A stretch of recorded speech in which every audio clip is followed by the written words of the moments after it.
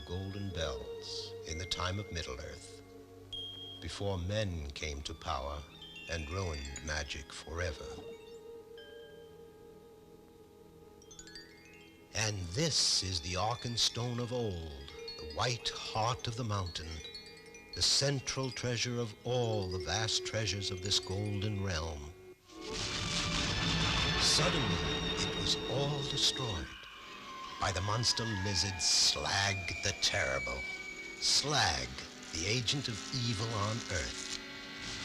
And he dragged off the treasures of Dale, even the Arkenstone itself.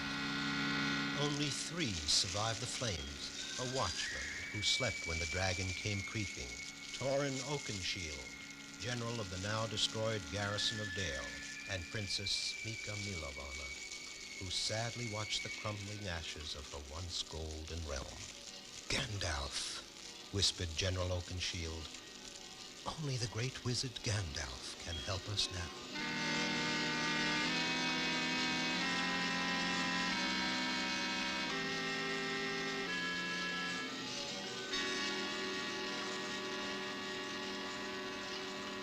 3 ragged and weary survivors of Dale, the burned city of Golden Bells, came to the lonely tower of Gandalf the Grey.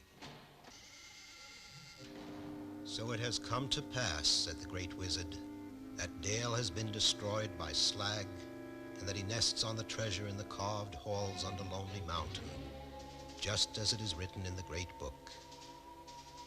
Then it is clear that the time has come, the time of the Hobbit.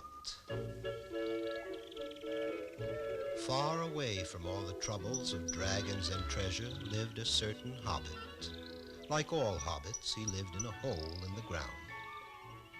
It was a very comfortable hole, full of everything needed for a cozy, secure life.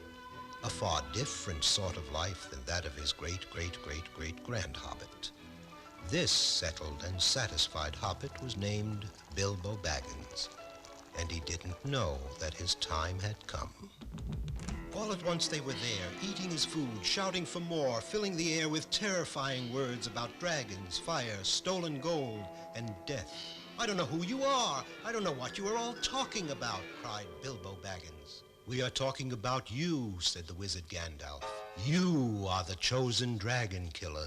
You shall lead this group over the impassable Barricade Mountains, through the impenetrable Mirkwood Forest, across the poisonous desolation of Slag, to Lonely Mountain itself, wherein the horrid creature lies. You must creep into the deepest great chamber of the old jewel mines of Dale and kill the fire-spitting dragon Slag.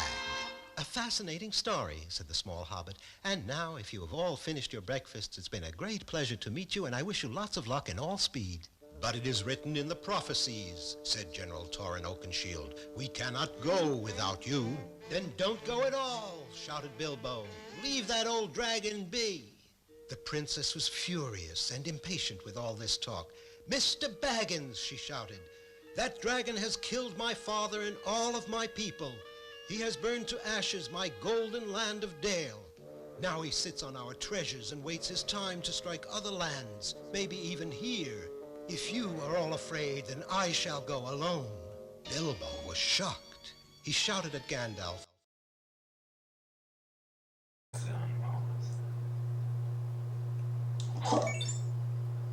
I guess I haven't been on, so all the follows I got. I don't know why I got so many follows. It wasn't an ad. It was not an ad. It's my new starting thing. I like to change up the starting thing I put forward. Hello, Gem. Hello, Teacup. Hello, Opus. How are things going?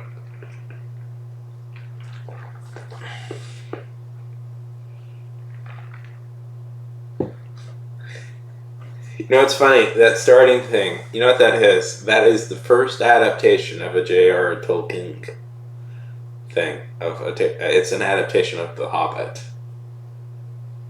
which is weird to think.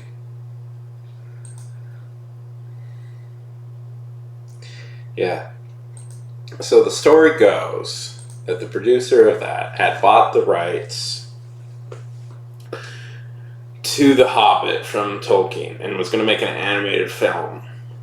but the funding fell through, and they didn't have any like, they lost all the resources, and he was going to lose the rights to the movie, rights to The Hobbit. But the contract was worded in a way, it says, you must release an adaptation in cinemas, in a theater, in cinemas this date, by this date. And he realized, wait, it didn't say how long it needed to be. Like, there was no, so essentially he just had like the storyboards for the film put into a slideshow, and then he had somebody narrate it for like 12 minutes, and then that counted as a movie.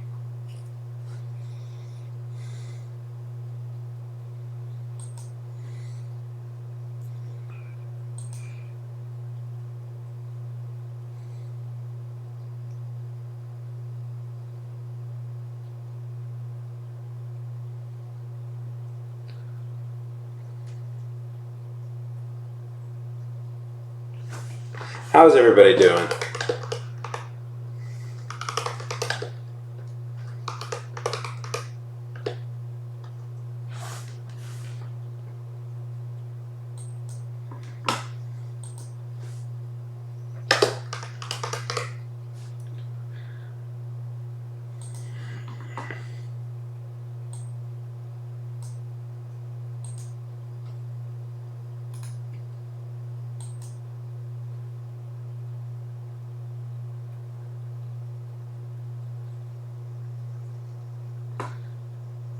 You have?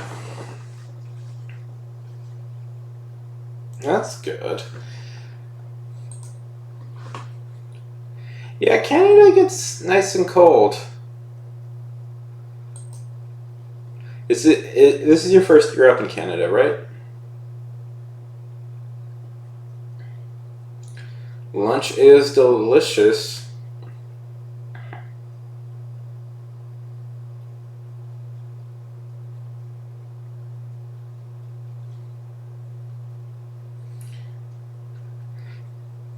What are you going to have for lunch?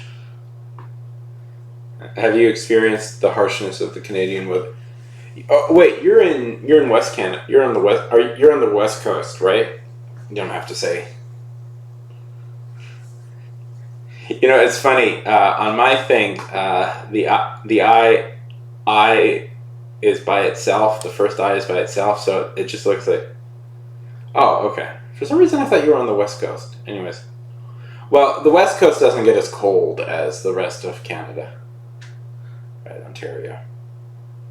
For some reason, I thought you were in BC for some reason. I don't know why. It's because of the mountains. Because of the mountain range. Part of the reason Canada gets so cold is because there's no mountains blocking it from the Arctic winds, you know? Maybe. So, Aqua, what are you gonna have for lunch? I was actually gonna stream last night, but then I decided to have a martini with my dinner, and I was so tired and drunk that I just fell asleep.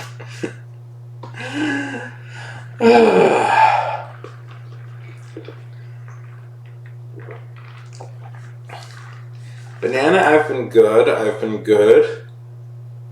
I have been working on DoorDash. I've been delivering with DoorDash, which has been going great, but somebody gave me a bad review, and I'm not sure how I got it.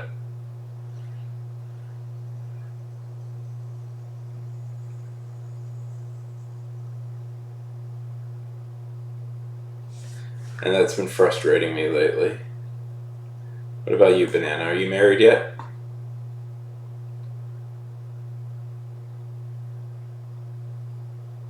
Yeah. It's really frustrating with DoorDash because I have really good reviews all around, but I don't know what, but it's fucking me up because I barely have any review. I've done like 100 deliveries, and this one person gave me a bad review, so it means now I'm This is real. They may deactivate my account, and I'm like, but like, look. Let me show you. Let me show you my thing.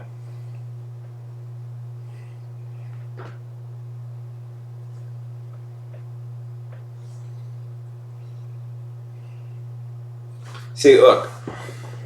Can you see? Can you see? So look, 91 on time early, 96 completion rate, 85 acceptance rate, and then 1 review. Then I have a 4.0. So that means some, and I don't have a consumer rating because you need 5 ratings to get it. That means 1 person was mad at me, and I think I know who it is. Yeah. Because I forgot somebody's, for a brief minute, I forgot somebody's Pepsi, and then I quickly ran out and gave it to them. But just for a brief second, I forgot somebody, and I'm certain that's the person that screwed me.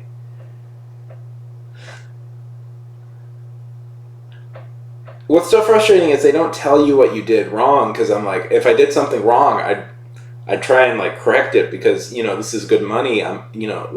This is decent money. I'm certainly making more money doing this than I ever do doing this. I make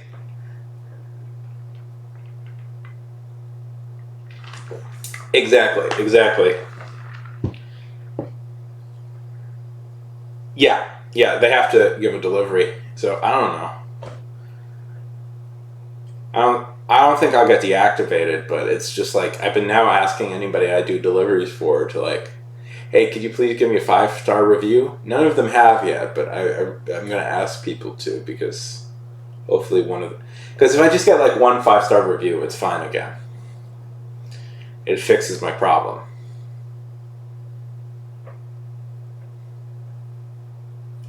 Thank you, Opus. I really, yeah, no, I believe you have to live in my area, and I've had to deliver to you. That would be real helpful. I appreciate that.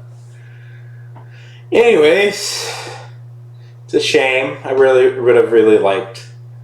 I really like the money I'm making from it. We'll see. Don't worry.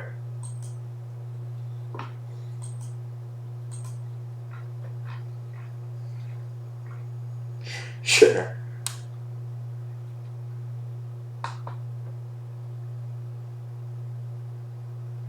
He's not. I believe we are spread out across the country.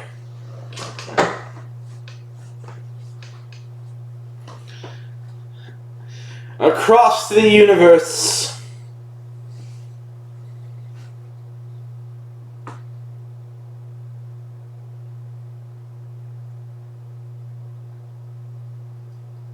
Yeah, no, I'm in Houston.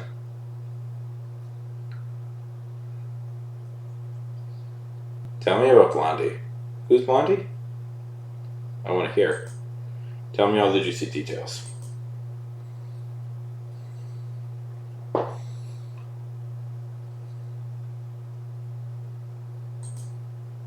DM them to me. DM.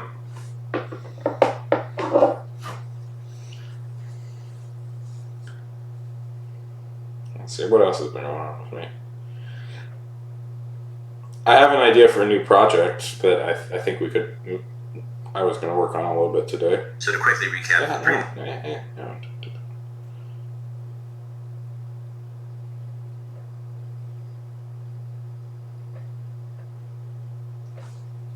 Just wanted to check. I had a video go semi-viral on TikTok again, which was fun. It was actually a video I re-uploaded, which was kind of crazy. And if you guys don't know, I'm on TikTok now. I'm trying.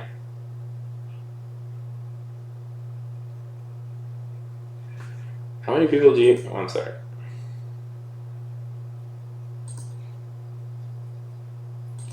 I'm on TikTok now.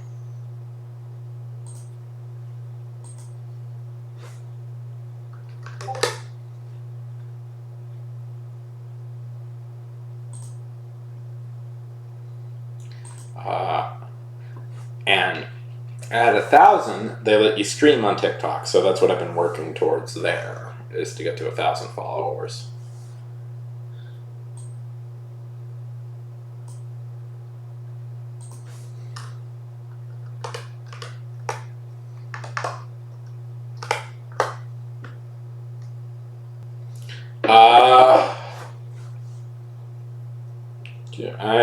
I love to announce, oh, it's there. 641. I'm at 641 followers on TikTok.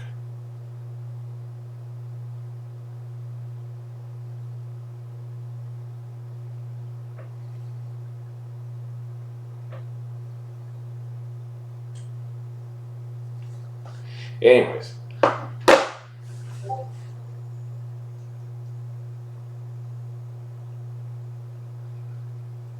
Oh, what are they playing?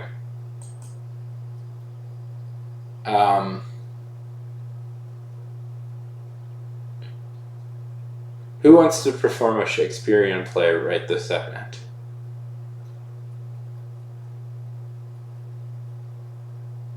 Anybody? Does anybody want to perform in it? Do you want to, Mojave? We all do.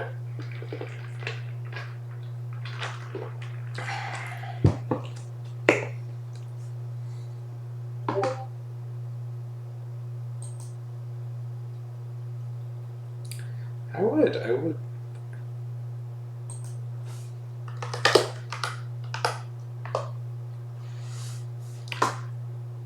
How's it going, Mojave? Yeah, do you want to? Do you guys want to? It's called As You Like It. It's one of his comedies.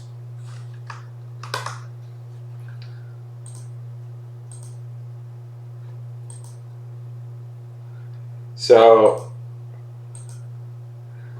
we don't have to do it now, but it is one of his more liked comedies. Starring one of Rosalind, who's one of his...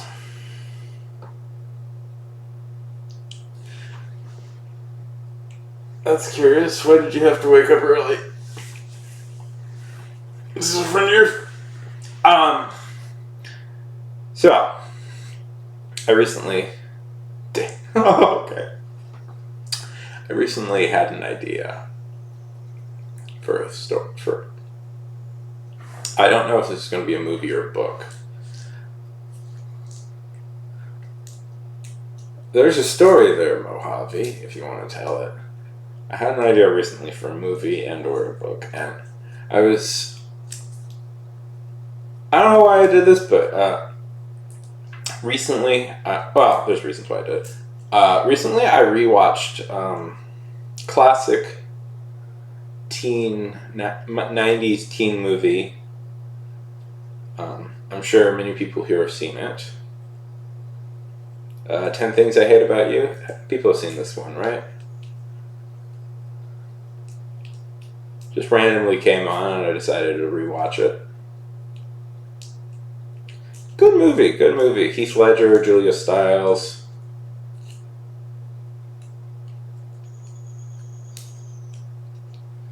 Oh. Freaking Europeans, why can't they just get up on our time?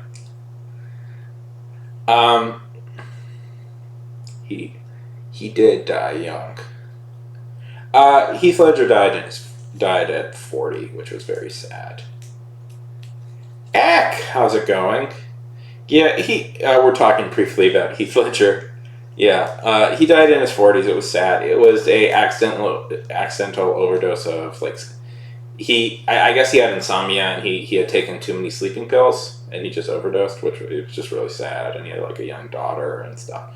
Anyways, sorry for the press. Anyway, he played the Joker in The Dark Knight. Anyway, so I rewatched 10 Things I Hate About You, and that movie holds up surprisingly well. And part of the reason I think it holds up surprisingly well is because it's based on a play by Shakespeare. Yeah, it was.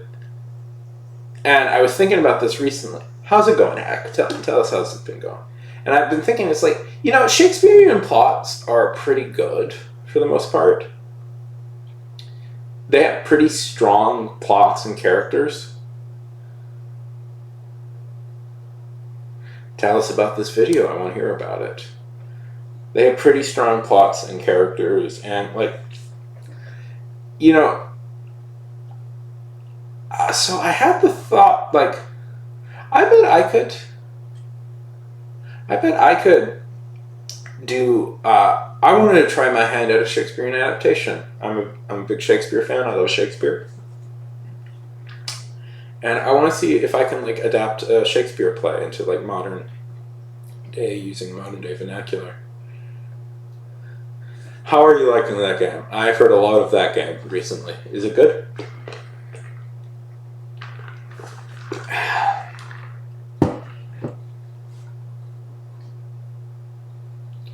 I deleted my Twitter.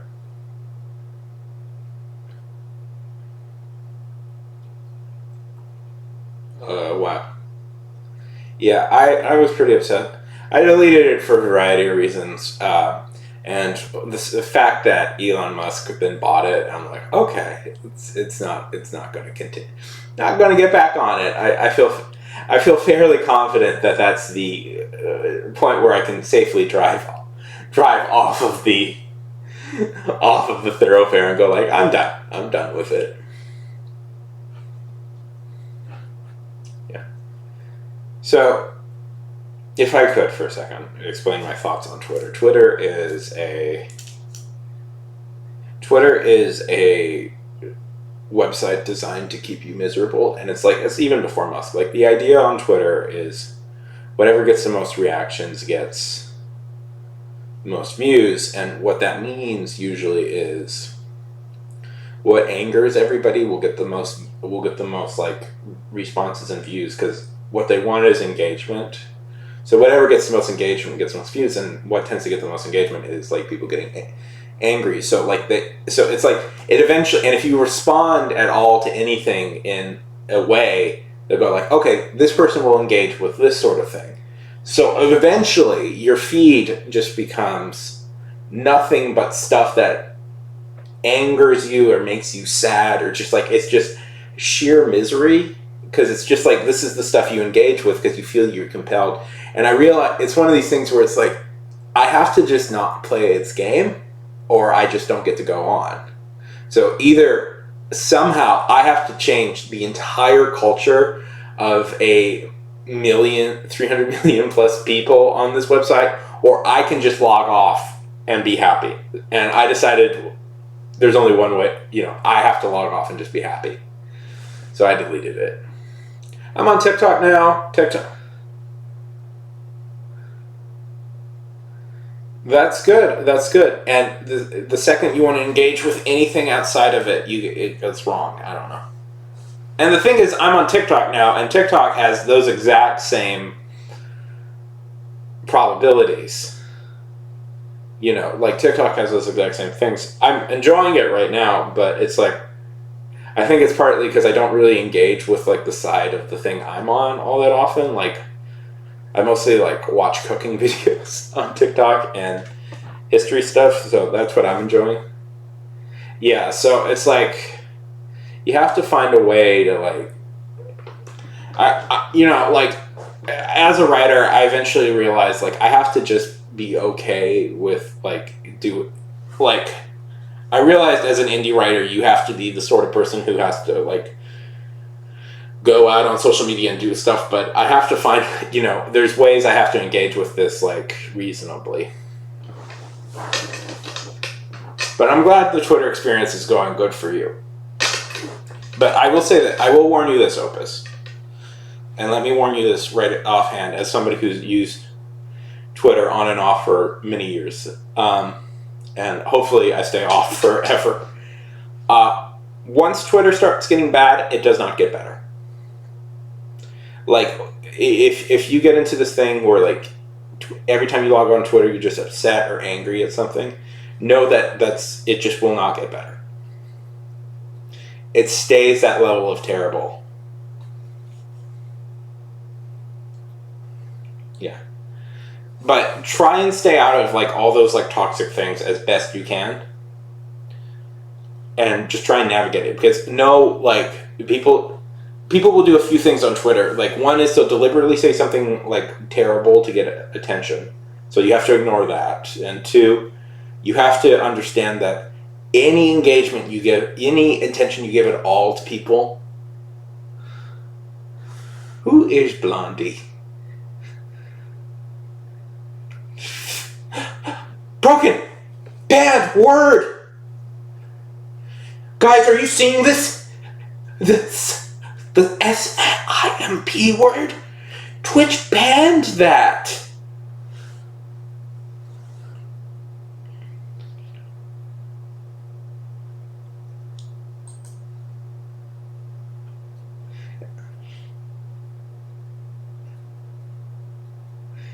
Are you talking about...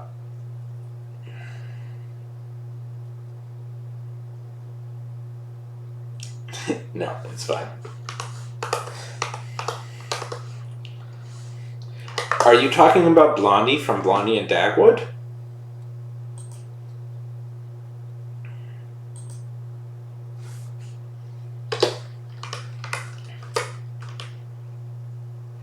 No, I know. It's you have a friend. You have a friend, or...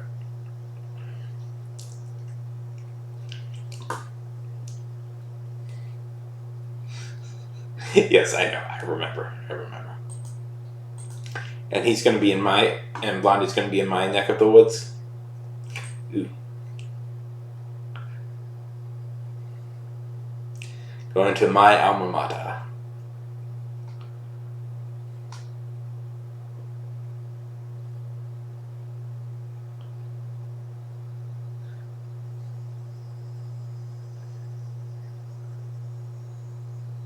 Should I introduce myself to him?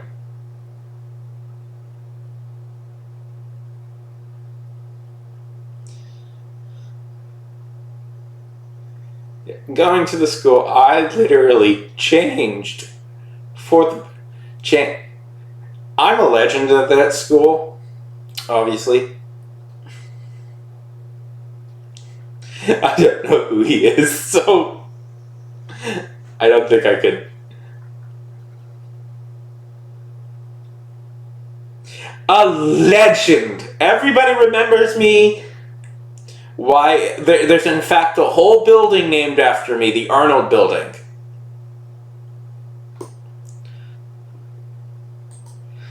What's funny is about U of H is there is actually a building called the Arnold Building. It has nothing to do with me. It's just some lady named Andrea Arnold donated a bunch of money to the school, so they named a building after her.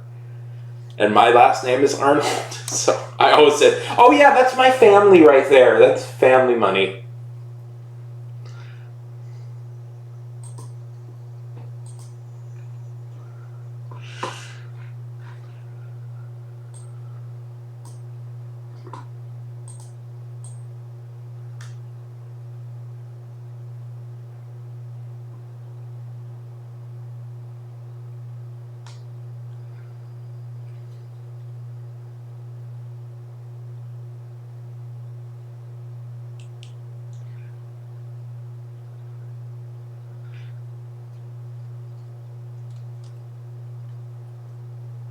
So, who remembers Shakespeare from... Can I ask a question? What, Shakespeare plays did you guys learn in school? Yeah. That's college memory. There was also the time I went out on a date with a girl once, and then she sent me Facebook messages on what our wedding would be like. And that was a little bit, and then,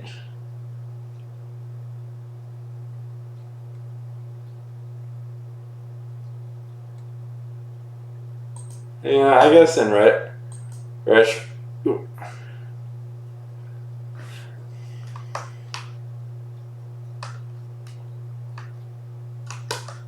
there it is. Don't do that. Oh, no, don't do that.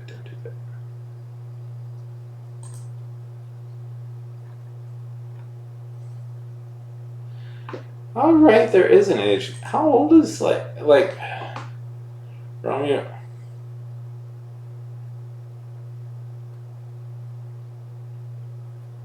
Yeah.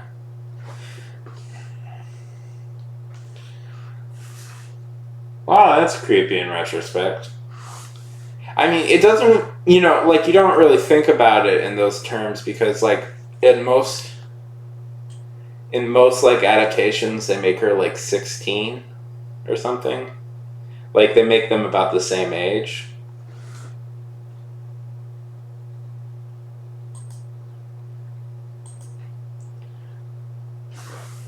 You know?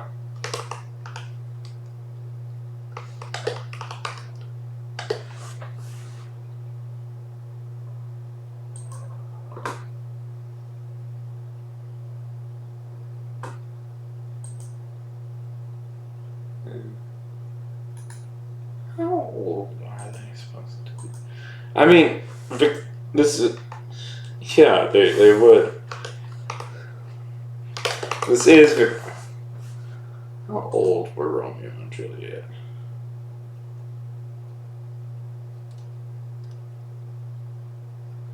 Romeo, yeah, I mean, this says Romeo is given the age of 16 and Juliet is given the age of 13, according to Britannica. Still not great. Well, that's Victorian England for you.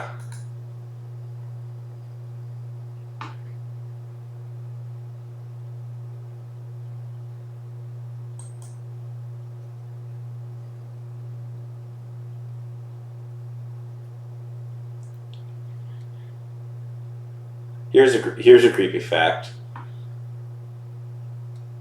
Oh, here's a creepy fact. Juliet age is clearly given. She's almost 14. She's 13, which would have been the. Well, there is no condoning it. It's just like the quirk of like Renaissance. It's the quirk of Renaissance England. Not quirk. It's just the standards of Renaissance England that we very we very much moved past. It's like, yeah, there's a reason why like this happened like 300 years ago, and it's a historical thing. But let's see. Here's what's really creepy though. That would have been the age of consent. She's supposed to be almost.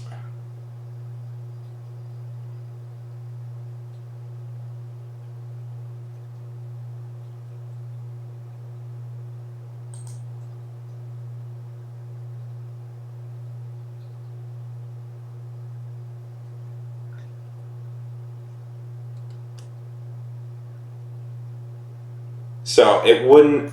So in Shakespeare's day and age, that would have been. In Shakespeare's day and age, that would have been perfectly okay. Not that it was okay.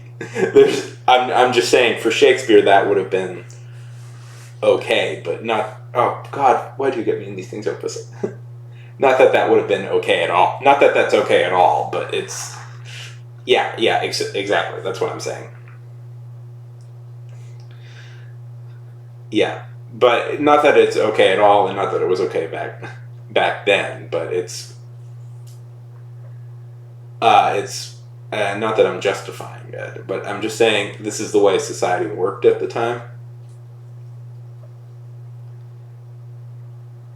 and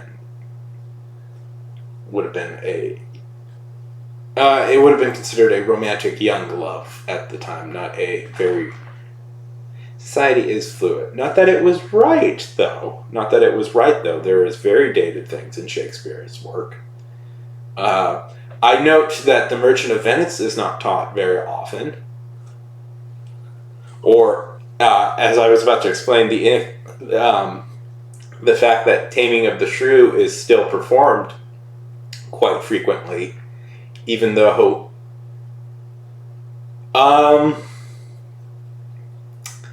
It's for any. like the thing about that is you have to in some way go like, okay, that was a couple thousand years ago. That was a couple hundred years ago. Oh, it was in the 1600s, and it's like it wasn't right then. It was really creepy then to do this, but it's what was acceptable at the time. But the thing about it is, it doesn't really make it. Damn it! Oh, I wanted to have a nice talk about Shakespeare, and now I'm into like laws of consent.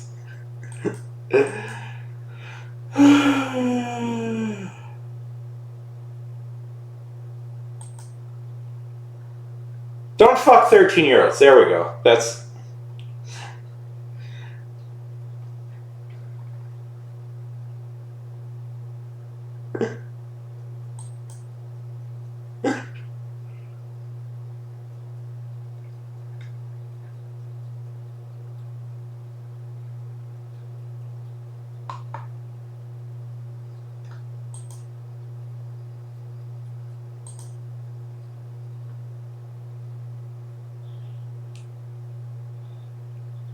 Yeah. Well, okay, so here's the thing. We know that Juliet was 14. We know that Juliet was about to turn 14. That's the thing. That's the thing. We know that Juliet was about to turn 14. And the thing is, it's honestly... But the thing is, Romeo's age is never said out loud. So... it's an open debate how old he's supposed to be. Some people interpret him as like 20 years old, and some people interpret him as about 16. No, Romeo's age is never said in the play. Juliet's is. So, like, people have interpreted him from one age to the other.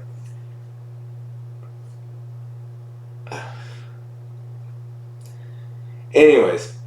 This was not the play I wanted to talk about. I wanted to talk about As You Like It, which is one of my favorites.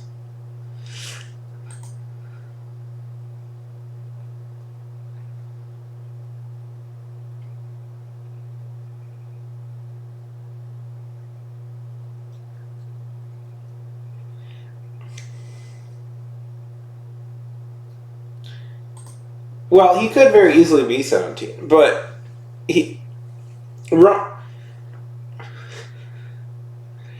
okay, I will say this: Romeo is never said to be a certain age, and as modern as people who can interpret things, we can very well. And Romeo doesn't have the maturity of an older person. In fact, he very much acts like an idiot teenager.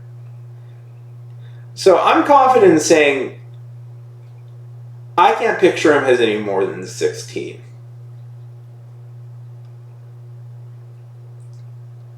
He's definitely a little. He's supposed to be older than Juliet, but I think modern we can, unless.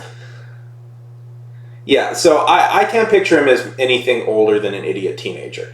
So I'm going to say this: unless Willie Shakes, unless Billy himself comes back from the dead and declares definitively how old Romeo was supposed to be. Let's just go with he's a dumb teenager about the same, around Juliet's age, possibly a little bit older. Let's just go with that. And also, 17-year-olds don't high school seniors don't sleep with freshmen. You're in very different places in your life.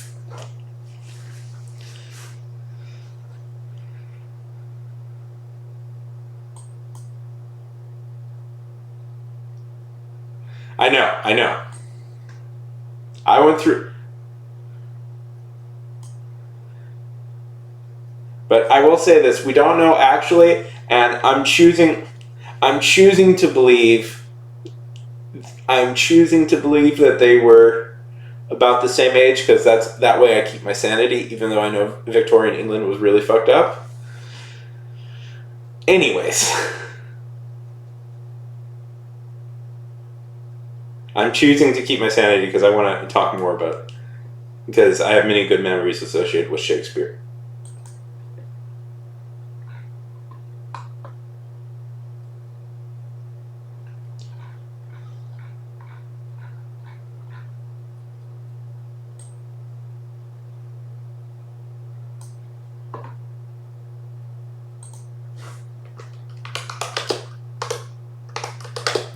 But to that point, Shakespeare plays are from the 1600s, and you're going to be shocked, but a lot of them have weird. There's a lot of stuff in Shakespeare plays that have not aged well for being over 500 years old, surprisingly.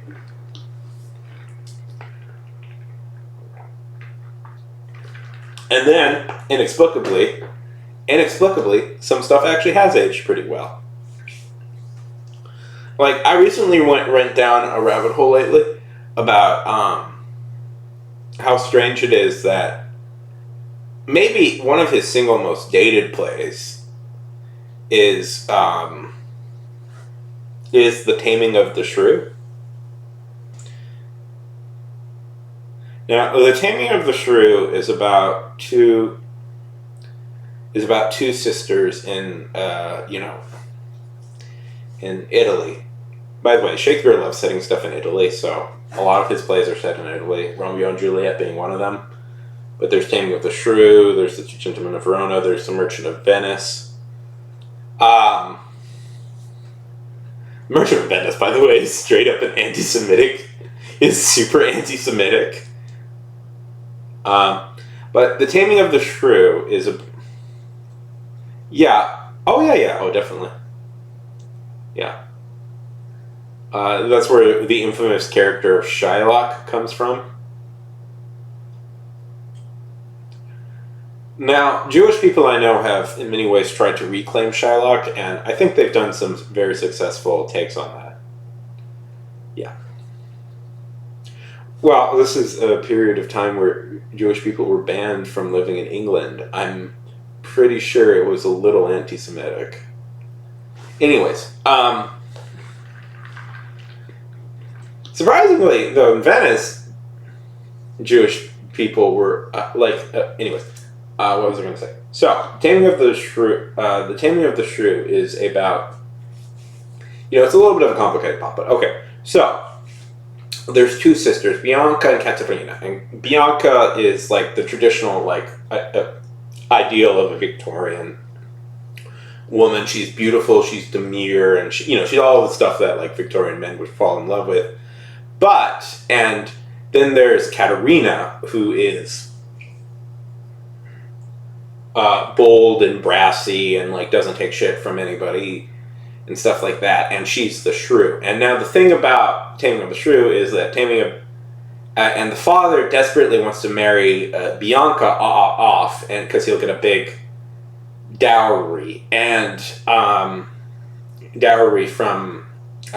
and he'll make a lot of money from marrying her off, but he can't because then he'd just be stuck with Caterina. So he comes up with this idea that he's gonna, for Bianca to get married off, somebody has to take Caterina. And so eventually they find this kind of adventurer, womanizer guy who says, "No woman can resist my charm." And he agrees to marry Caterina. And for the first 25 minutes, like 25% of the play, it's very charming. And because Caterina is a bossy, bold character, and she's maybe one of the more entertaining female characters. The other real popular female character is the one we're going to look at, is from As You Like It. It's Rosalind. But this one, and then she gets married to Petruchio, and Petruchio himself starts out as a really fun character, and then it just becomes not fun, because then it there's some fun mind games, but we would call this abuse in modern day times. And eventually the play ends on a happy note with Caterina no longer no longer like bold and brassy, and now will just dutifully do what her husband says. And there's always like a real collective disappointment in Taming of the Shrew, because like if they had kept to the characters and kept to the, like how they were in the first act, like everybody really loves the first act of Taming of the Shrew because it's really fun, and then the next 3 acts are less fun. So there's always been this like huge rewrite attempt at Taming of the Shrew where like Ekaterina, who is a very funny character in the first part of Taming of the Shrew, like keeps that personality, and instead of it being abuse, it's more of a like flirting game where the guy eventually does fall in love with her for her. And so if you ever see an adaptation of Taming of the Shrew, that's what they're going to try and do. That's the plot they'll always go with, because that's the better plot. That's the more fun plot, especially for a modern audience.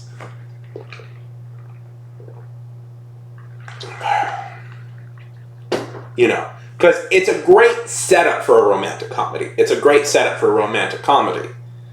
Because you have the kind of the bold, brassy like lady, and then you have the you have who won't take shit, and then you have the bold charmer who says no woman can resist him, and then they eventually fall in love with each other. So that's what 10 Things I Hate About You does. That's the plot, is like. Anyways, and there's also Kiss Me Kate, and there's been a few. There's been a few others where it's like instead of like it's a whole thing. Like this is an interesting look into how like Victorian marriage was supposed to be and like what was considered attractive. So there's a lot of like, I would say like historical interest in these things. And I think it's good that scholars have like.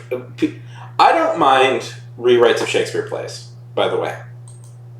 I don't know if it's stated. I believe the text should always be preserved, like the original text should always be preserved, and like it's perfectly okay to like. But I don't mind like modern authors coming and like saying, I want to put my stamp on this. I feel that you should put that under your own name. Like it would irritate me if like say somebody like put out a version of like say Macbeth or Hamlet and changed a bunch of stuff, and then it's like, oh, this is William Shakespeare's. It's like, no, this is your version of that, and that's fine, but you have to be bold and say it's your version. You know, I don't mind. So anyways, so this got me all thinking, boy, it would be really fun to do that myself. I'd like to try and take a stab at adapting a Shakespeare play for modern day times. I think I could do pretty good. I'm almost... Yeah, exactly. If it's your idea, it's your idea, and that's fine. You be bold. You have to be the one. Welcome, Jem! So that's what I'm getting to. So I've been thinking about this for a while, and I think I've been trying to think of one for a while, and I think I've landed on one. And it happens to... Oh, did somebody just follow me? Who just followed me?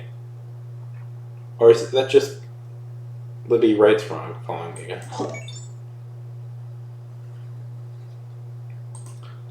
Well, if somebody just followed me...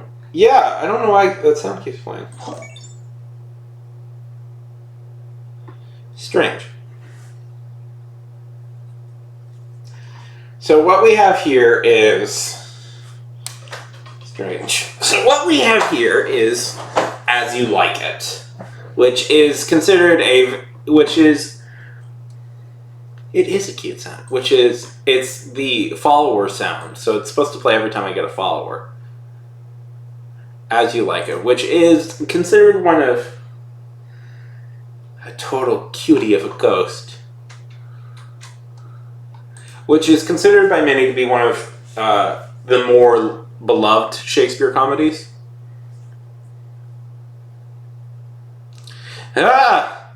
Wait a minute. Ghost!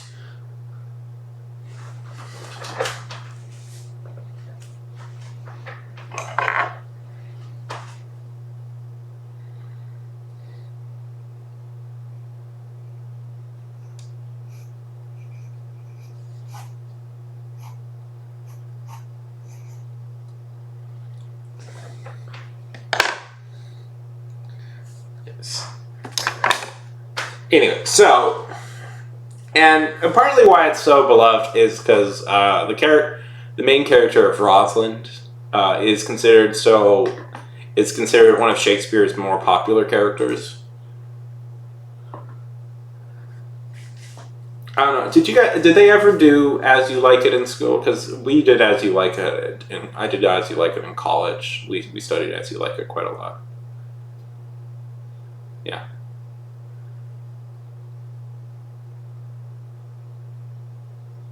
Yeah. Anyway, so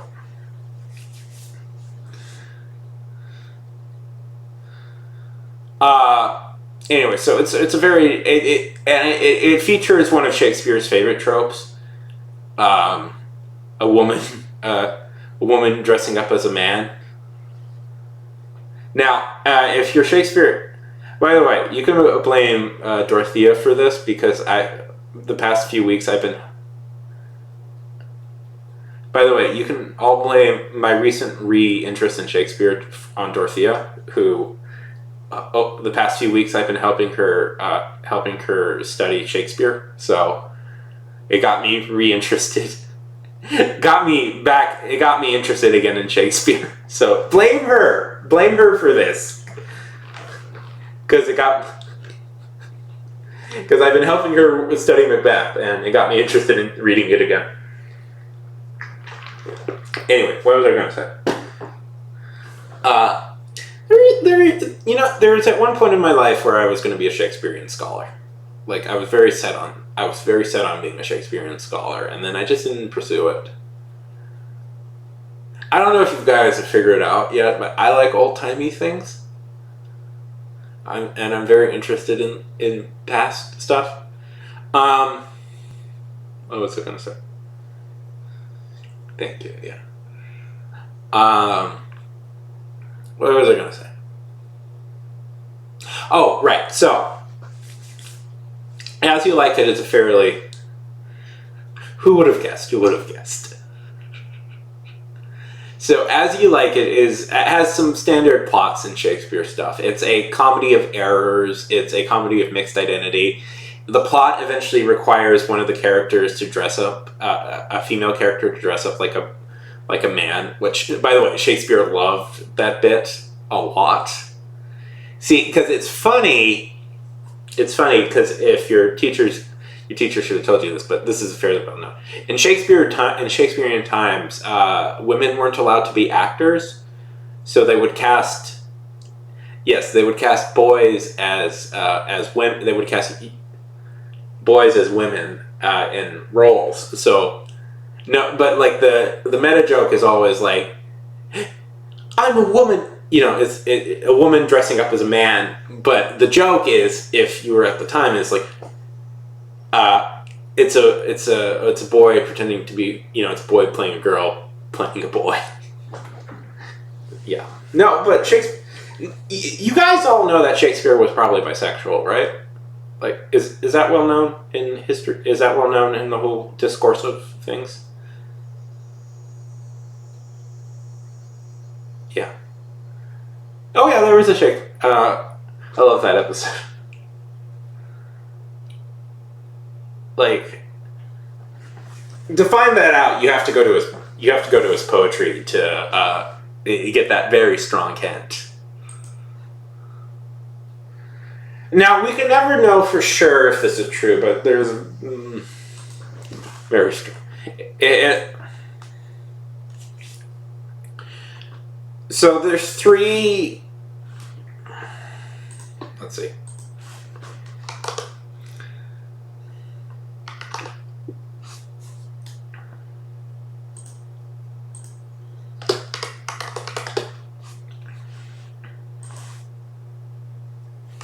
Yeah, I mean, it's impossible to know for certain, but let me read you something, and then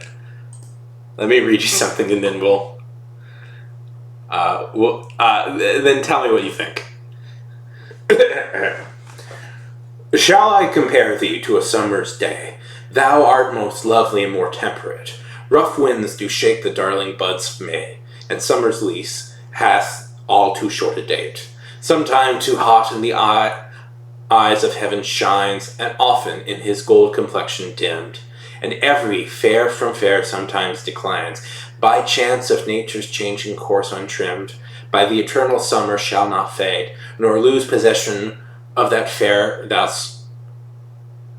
nor shall death brag thou wonders in his shade, when the eternal lines to time growth. So long as men can breathe or eyes can see, so long lives this and that, and gives life to thee. So that was about a man.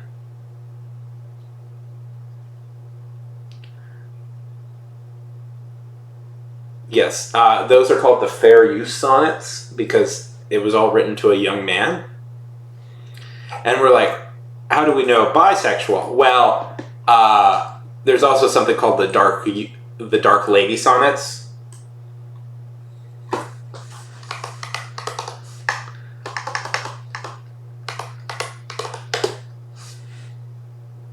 There's also the dark lady sonnets, which were definitely written to a woman.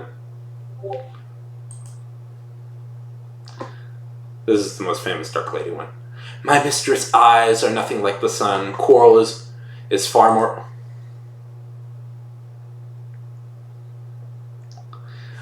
This is maybe the most famous one, besides the tree. My mistress' eyes are nothing like the sun. Coral is far more red than her lips red. If snow be white, why her breasts are dun? If hairs be wires, black wires grow on her head. I have seen roses damasked red and white, but no such thing I see in her cheeks, and in some perfumes is there more delight than is my breath from my mistress reeks. I love to hear her speak, yet I know that music hath far more pleasing sounds. I grant I never saw my goddess go. My mistress, when she walks, treads on the ground. Yet by heaven, I think my love as rare as she belied with false compare. Now that one sounds mean a little bit, but what he's actually saying is, I actually love her, and I'm not comparing her all to this fake bullshit that everybody, like all these fake, like, cliches that everybody else uses. Like, I actually have a deep love for her. Is what she's actually doing, because all those things he's saying she's not like are like real like cliches in Elizabethan like literature, poetry. Like those are all like, yeah. And what he's saying essentially is like, all this stuff isn't love, this isn't romance. I love her like in a real way, as opposed to all these fakers. Now, more impromptu Shakespeare lessons. Will, at the time, do you guys know that will was a synonym for penis at the time? So those are the dark lady sonnets. So, and he essentially wrote his sonnets for two, like. So yeah, he would like to. There's a few where he kind of uses that jokingly.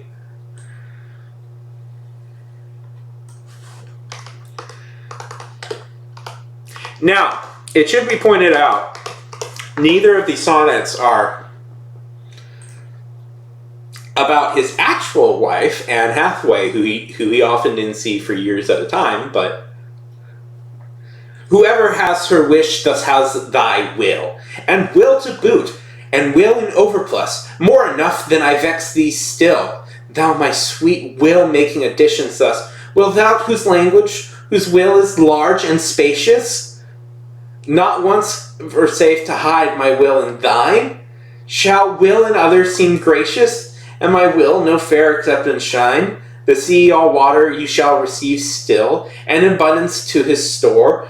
So thou being rich in will, and add to thy will one will of mine, and make thy large will more. Let no unkind, no fair creatures kill. Think all but once, and about me in that one will.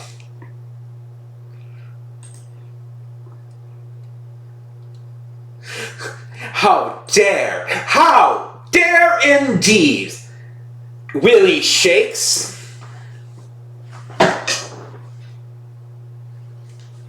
Yeah.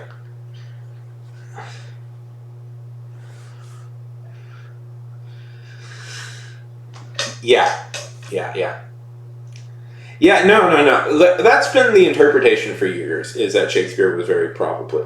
Like, we can never know for certain the exact... especially back then, because, But there's a lot of mounting... I would say there's a mounting evidence enough. Because you don't spend your entire poetry career writing to two very specific people. One a young man and one a... Yeah, exactly. And like some people theorize that, some of the fair youth letter sonnets are very much like, just get out. It's a little bit... there's a little bit of like, just get out there and fucking do stuff. Stop being lazy and actually work. Which is very funny to read, because it's like, he's saying very poetically, you gotta get out there and fucking do things, you fucking layabout. But then there's others like, you gotta get out there and do things, because you're so beautiful and amazing, and so good looking. You just have to do stuff.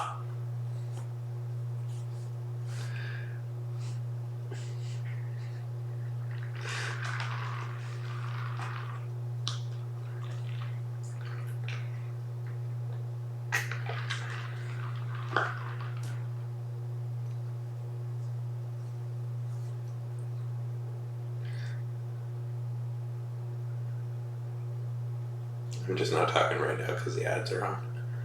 Okay. Anyways, back. Yeah. Stop hiding. Yeah. Anyway, so it's a lot of fun. I know. That's why I wasn't talking. I don't talk, by the way, during the ads. I know, but I need the money, guys. I'm sorry. I put them as short as possible and long. I'm sorry, I need the money. I like doing these things, but if I'm going to dedicate time to this, I need to make at least a little bit of money from it.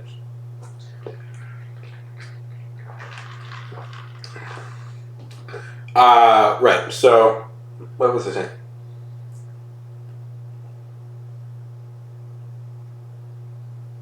Like, you can never know for sure, but I'm pretty confident.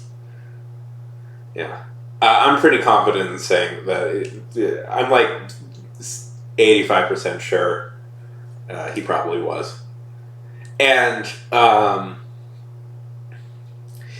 thing about it is they're pretty sure they're like 75%. There's pretty open discussion on who these two figures were, who the Dark Lady and who the Fair Youth were. We're pretty close. We're pretty sure who both of them. Like, there's several possible candidates. But notably, neither of these candidates are his wife. Which, the fact that he worked in London and didn't see his wife for months at a time.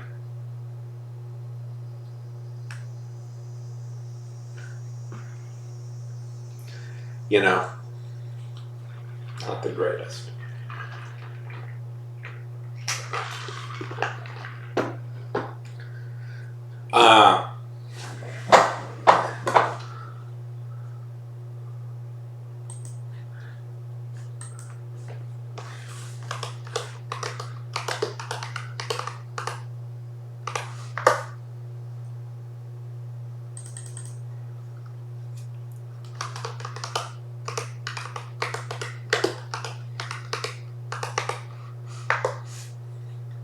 There I go.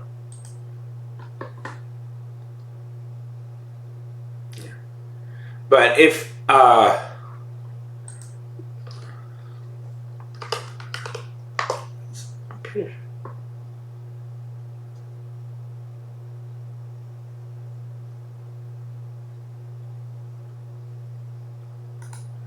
I mean, there's definitely, like, Shakespeare's contemporary, Chris Marlowe, was very, very, very, like, definitely gay. So, did you guys?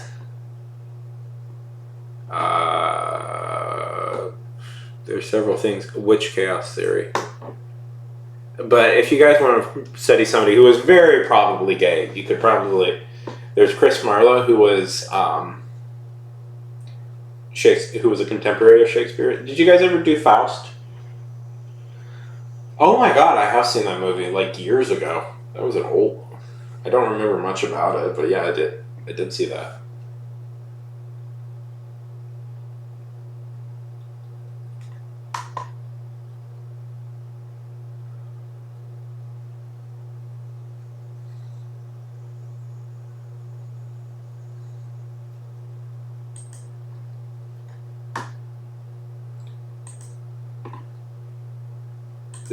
I have no memory of it. Oh, okay. One last Shakespearean fun fact. Who is the last actor to perform a Shakespearean play for the first time? Who is the last actor who is the last living actor to perform a new Shakespeare character?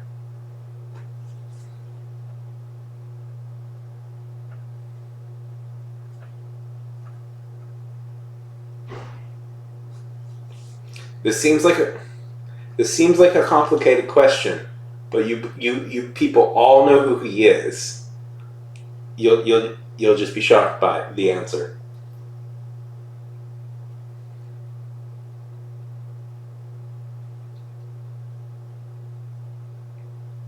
No, but they were in a movie together. They were in a Shakespearean adaptation together. So it's not RDJ.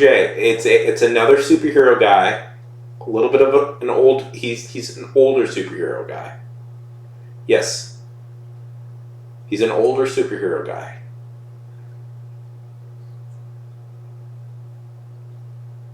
I'll give you a hint. He's British. He's British, and he was in a very popular older superhero franchise that predates the Marvel Cinematic Universe, but is a Marvel adaptation.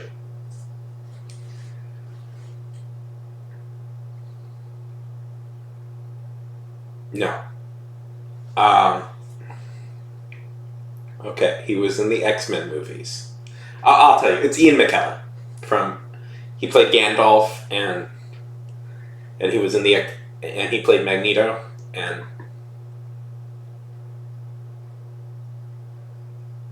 yeah, okay. It's weird. Yeah, he has the claim of being the last actor in history to premiere a Shakespearean character. So a little bit of history, a little bit on how Victorian playwrights worked, and this may be a little bit of a. This may be a little bit of a shock. So it's Victorian, right? It's Elizabethan. Why do I keep saying Victorian? It's Elizabethan. Elizabethan playwrights work. Elizabethan playwrights collaborated in secret, collaborated together all the time. Mainly, so. Often they would bring in other playwrights to help work on things. So there's a good chance a lot of Shakespeare plays do have contributions from other famous writers at the time. But that also means there's a lot of other plays out there that definitely have contributions from Shakespeare. And so that occasionally, there's a real awful theory that Shakespeare didn't write any of his actual plays, which is just pure anti-intellectualism on such a high regard. But I'm trying to find it. It's Thomas More. Sir Thomas More. There we go. So through analysis, so there's this play called Sir Thomas More. It's about Thomas More. Yeah, no, that's just pure anti-intellectualism. If you look at how Shakespeare rose through the ranks to become playwright, it makes perfect sense. He started as an actor, and oftentimes actors began writing their own plays. It's just, for some reason, people get hooked up on the fact that he never went to college, and it's like, yeah. Well, this is people who want like nobles to write all their plays for some reason. Yeah. Anyways, so Sir Thomas More is a complicated figure in Henry VIII, and was eventually killed by Henry VIII. And many people venerate him as a saint and stuff. It's his whole thing. To get into Thomas More's life is complicated.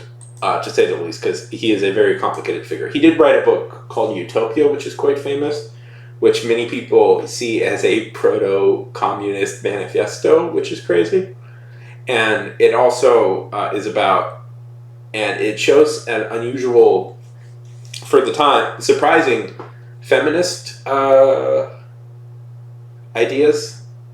So, it's called Utopia. It's a very interesting look into like how like people thought in Elizabeth in those times about the world. Anyway, so Thomas More was killed eventually. So they decided. So years later, they write a play. They commissioned a play called Sir Thomas More about his life, and it seems that it was the equivalent of like stuck in development hell, because like 20 different writers apparently were brought in to try and write this thing, and one of them was in fact Shakespeare, and we're pretty sure of his contribution to like the play because we've done like a bunch of analysis, and we know of at least like one little section of the play was most likely written by him, because there's a monologue that feels very Shakespeare-like. Anyways, the play never gets produced because this thing seems to be a disaster. It seemed to have just been a disaster, this attempt to create this play around Thomas More's life. Anyways, but we have the surviving fragments of it, and eventually, in the 60s, I think it was the 60s, they produced this play. They finally produced Thomas More. It only took them a good 500 years to make it, but they eventually do. And so that means, and Ian McKellen plays the role of Thomas More, and that means Ian McKellen is the first actor to perform this Shakespearean monologue in front of people, and it means that, yeah, I'll finish my stuff in the same amount of time. But it means that Ian McKellen will be the last person in history to perform a new Shakespearean monologue. Until we find possibly any other things he may have written.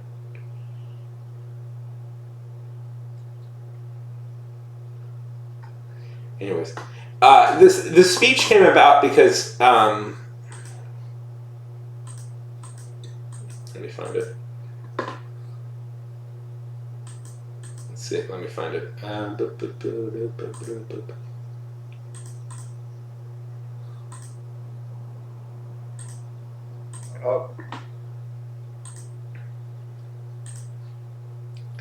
Yeah, or bring me back to life through magic. Have any of you guys worked on that? Necromancy? Are any of you practicing your necromancy?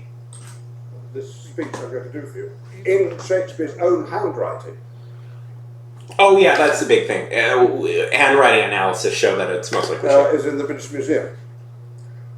Or is it in the British Library? One or the other. It's on permanent display. It should be. It's the only example of a Shakespeare text in his handwriting. And it's this speech. And it's all about what we've been mainly talking about today. There's a riot in London. 16th century, Henry VIII. And it's the young apprentices mainly who are out on the streets, and they're complaining about the immigrants in London taking our jobs. They call them strangers. And they're causing a fuss, and Thomas More, a lawyer, is sent out to put it right, bank down the riot, May Day riots. And he does it in two ways, by telling them that you can't shout like that in public, you can't cause a disturbance, you can't be violent, it's against the law. And then meanwhile Shakespeare, he says, and you can't do it because be humane. So someone in the crowd shouts that the strangers should be removed, and Thomas More says, grant them removed, and grant that this your noise hath chid down all the majesty of England. Imagine that you see the wretched strangers, their babies at their backs, with their poor luggage plodding to the ports and coast for transportation, and that you sit as kings in your desires, authority quite silenced by your brawl, and you in wrath of your opinions clothed. What had you got? You had taught how insolence and strong hand should prevail, how order should be quelled. And by this pattern not one of you should live an aged man, for other ruffians, as their fancies wrought, with self-same hands, self-reason, and self-right, would shark on you, and men like ravenous fishes feed on one another. You put down strangers, kill them, cut their throats, and leave the majesty of law in lion to slip him like a hound. Oh, desperate as you are, wash your foul minds with tears, and those same hands that you, like rebels, lift against the peace, lift up for peace. And your unreverent knees make them your feet to kneel to be forgiven. So now, the king, as he is clement, if the offender Moor should so much come too short of your great trespass as but to banish you, whither would you go? What country by the nature of your error should give you harbour? Go you to France or Flanders, to any German province, Spain or Portugal, nay, anywhere that not adheres to England? Why, you must needs be strangers. Would you be pleased to find a nation of such barbarous temper that breaking out in hideous violence would not afford you an abode on earth, whet their detested knives against your throats, spurn you like dogs, and like as if God owned not, nor made not you, nor that the elements were not all appropriate to your comfort, but chartered unto them? What would you think to be thus used? This is the stranger's case, and this your mountainish inhumanity.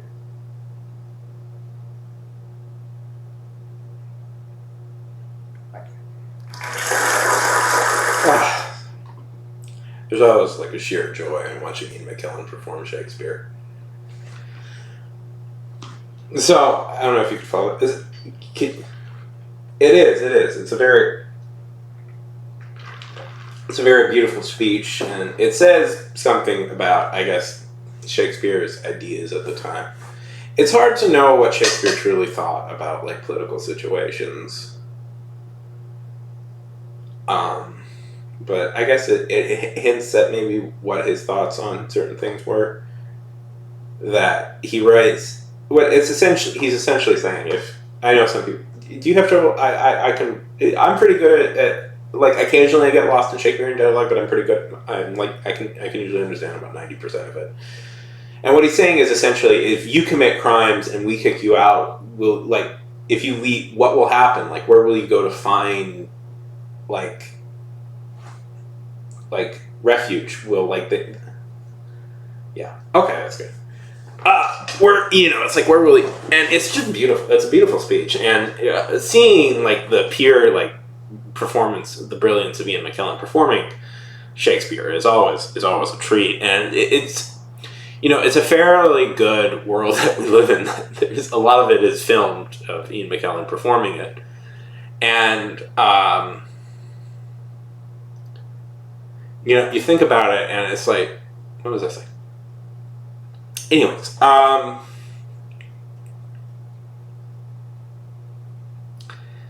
and what was that? I don't know what Shakespeare's political opinions are, and I think in some way it's irresponsible to try and apply present ideas onto the past, because the past was so different, and like, I think it's a little bit irresponsible to like go like try and like look at the past through the realms of like the eyes of like it's called presentism, where it's like everything has been the same, everything always will be the same, because it's just not. Like, their worries and concerns are so different from our worries and concerns. But immigration has always been a thing, and maybe that hints what Shakespeare thought, because uniquely Shakespeare did grow up, like, he wasn't... We don't actually know a lot about Shakespeare's personal life, which is a weird thing to think, because we know he had a son. There's a few things that like scholars like to look at, like the fact that he had a son named Hamel.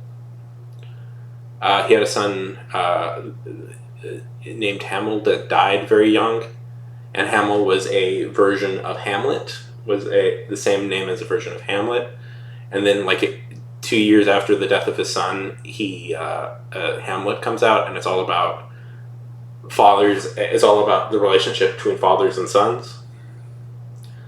Some people look at that. Other people go like, well, you can't really look at that, and Hamlet was already a popular thing being performed, and Shakespeare just adapted it to fit his style. Yeah. There's the fact that we know that he spent a good portion of his time in London, in the Globe Theatre, and not at home with his wife, who was older than him and the fact that there seems to be a lot of poetry about people, about certain people, everybody else but his wife. You don't know, maybe that hints at something, but again, it's irresponsible to compare things to other things. What was I saying? Oh, anyways.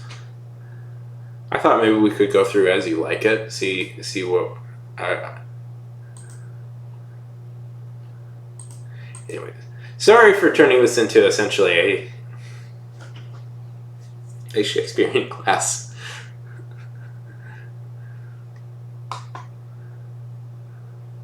We could talk about Ben Jonson next. I don't know as much about him.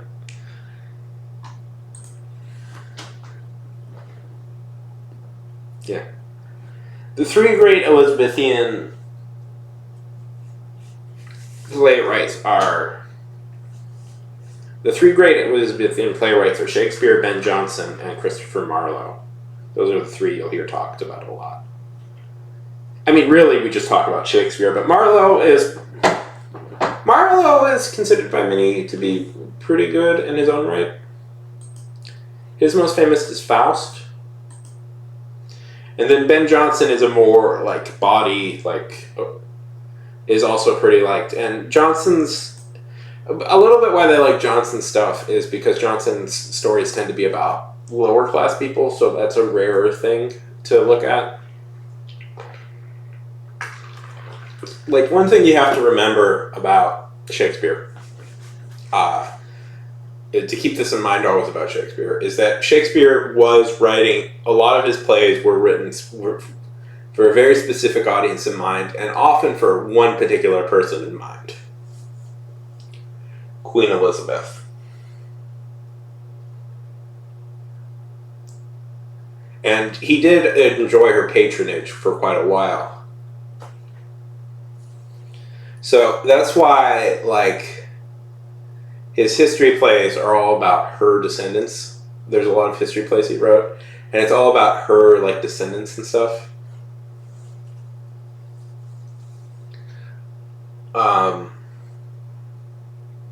And so it's why, like, Richard III is real famous. Is it Richard III or Richard II, I mean. The House of York is really shat on in Shakespearean plays because Elizabeth's family beat the House of York in the War of the Roses.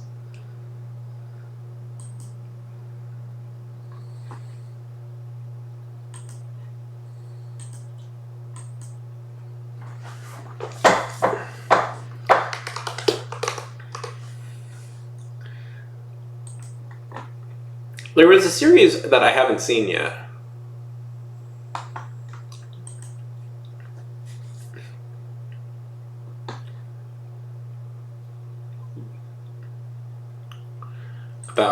There was a series that I really should see that essentially took all of his. There's a series. So, okay, a little bit more. It's where we'll eventually get to real writing in a minute. But okay, so brief understanding of how Shakespeare's plays are categorized into about 3 categories usually. There's the comedies, there's the tragedies, and there's the histories. Comedies, you know. No, the tragedies are the most famous ones.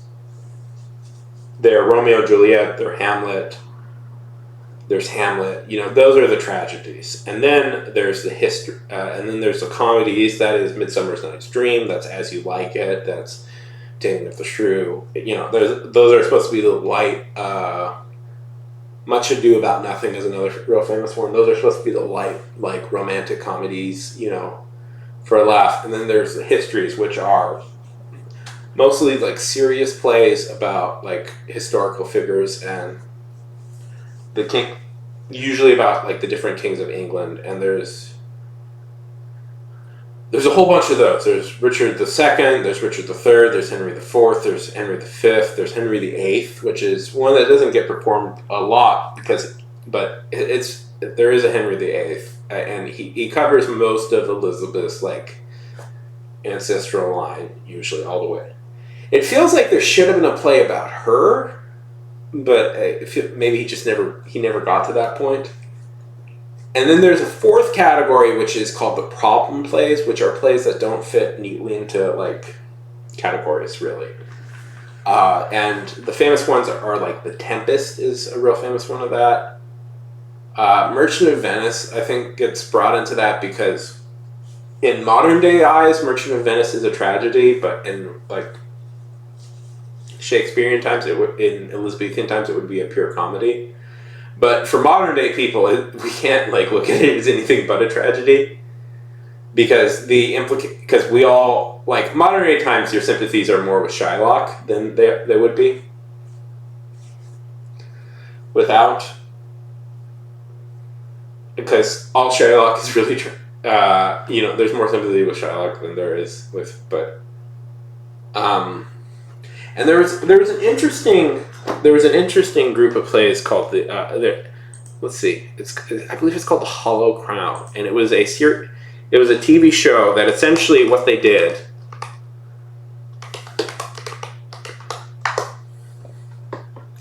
There we go. Oh, it's TV films. Okay. That essentially, what they did is they adapted the history plays to make it like a Game of Thrones-esque series, and the cast is, like, insanely stacked. It's like all the great like, British actors.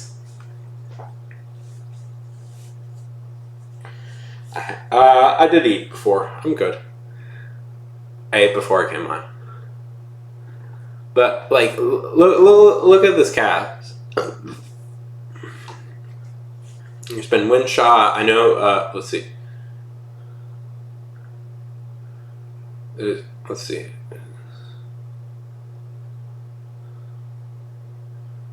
Let's see. The cast is okay. Look.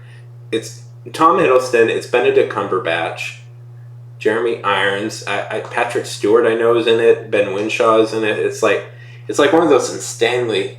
I actually didn't watch it. I should have.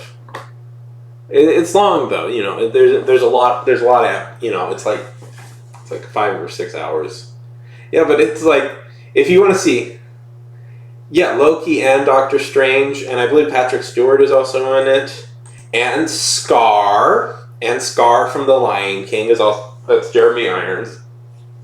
If you don't know, Jeremy Irons played Scar in The Lion King. Yeah. Yeah, it's a freaking stacked cast.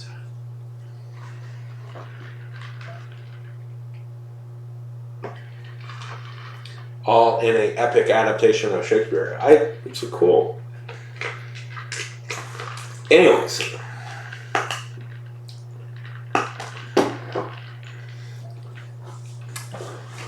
So, I swear I'm coming to the end of my whole long, like, you know, sometimes I think I plan these out, but I really don't. It's just like I should plan, like, some of the stuff out, but, like, today I was kind of into Shakespeare. Anyway, so coming to As You Like It. As You Like It is a comedy by Shakespeare. It's one of his lesser known, but more known. It's getting more and more beloved. It's lesser known in the public. You know, because for the public, it's always... Okay, you know, mainstream public, it will always be Hamlet. It'll be Hamlet and Romeo and Juliet. Those are the two most well-knowns. Maybe Macbeth. But I find As You Like It to be an incredibly charming play, and it stars one of his most famous. And Rosalind is a character that a lot of like young female Shakespearean actors really like go after, because she's a very like charming character to play, and she's considered a very popular character to play. Yeah. So, and it's a fun story. It contains a lot of Shakespeare's really funny lines.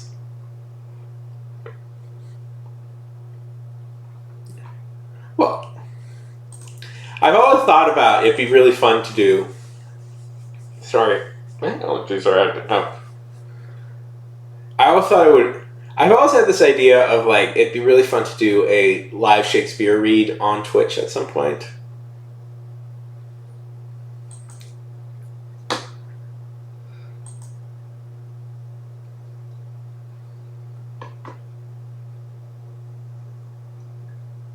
Anyway, so we've got a few.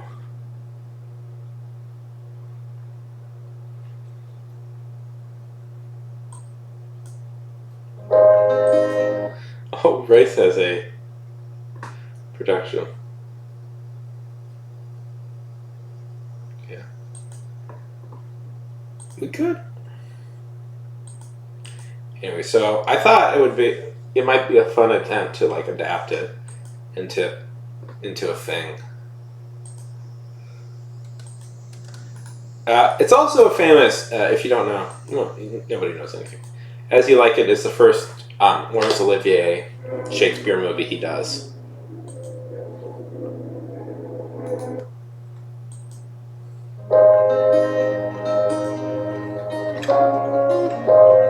Confess. Your coming before me is nearer to his presence. What?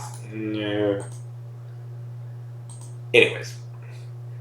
So after all of that, I like As You Like It, and I might do that. Or possibly The Tempest. I like The Tempest. Tempest is one of my favorites, actually. I got into a little argument once about The Tempest that kind of colored me to it, but I think The Tempest is a real beautiful play.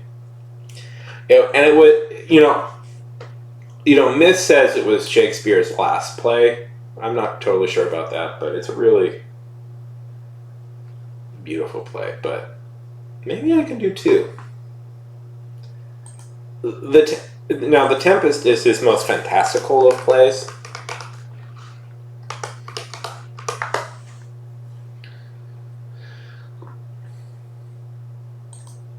Because it's out and out of fantasy. Which is weird to think, right? That, like, we could call a Shakespeare play a fantasy, but it is, because it's about a sorcerer. I'm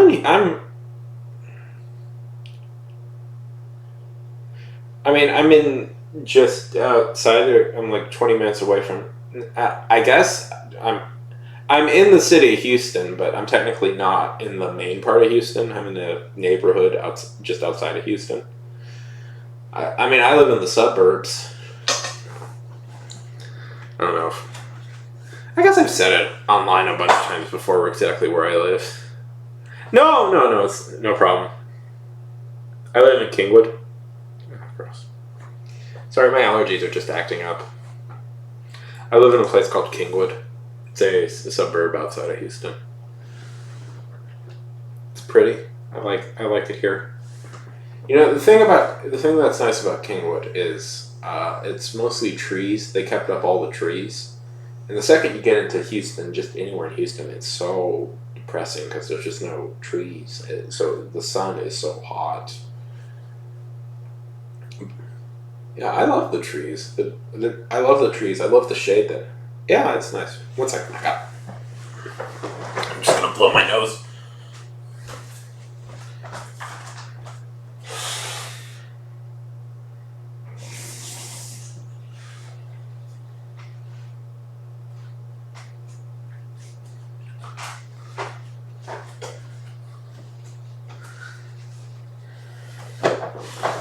Anyways, it's pretty lovely.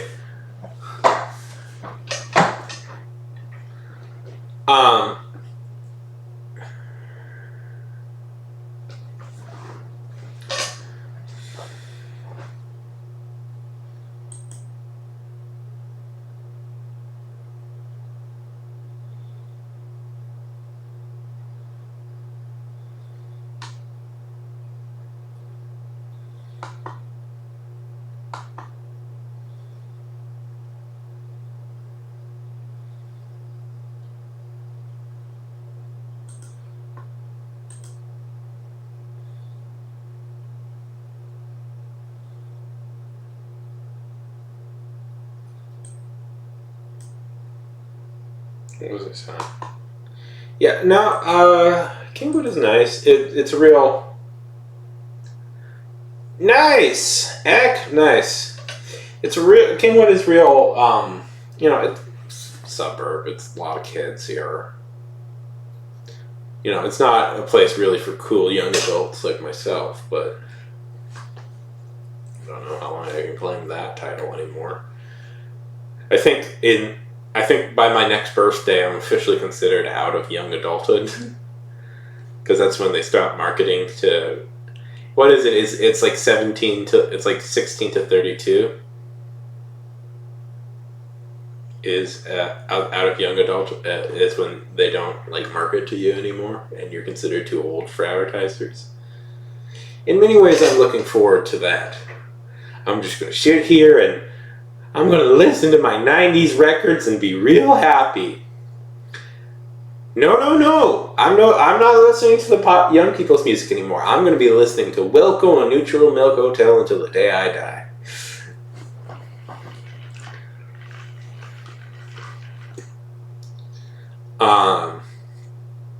What was I saying?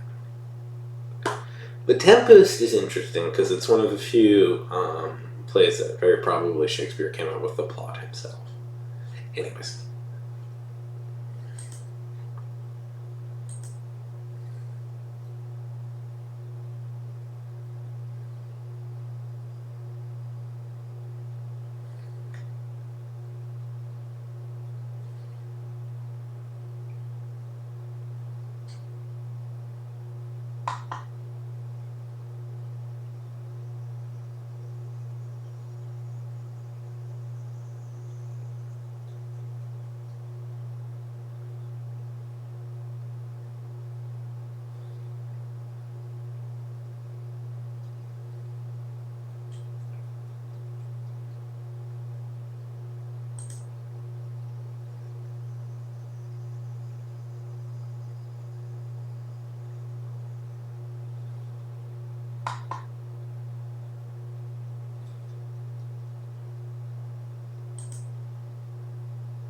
Do you know that in Elizabethan times, Ariel was a male name?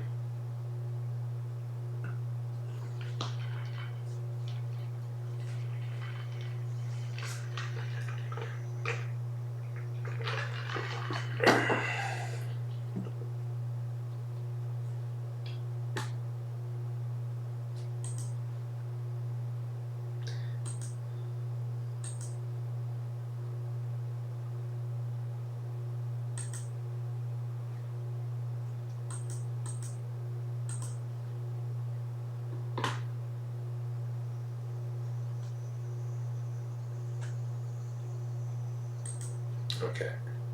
I'm trying to decide, because my first goal with this little project is I'm going to try and adapt the Shakespearean dialogue into more modern sounding dialogue. Not as a disrespect to Shakespeare, but as I said, one of my goals is to see how well I can do this. And then we're going to change. And I know there's versions like Shakespeare for Beginners or Easy Shakespeare, which is adapts it into modern speak. I will not be using those because if I did, I may get accused of plagiarism. And I'm not interested in somebody else's adaptation. I want to adapt it myself.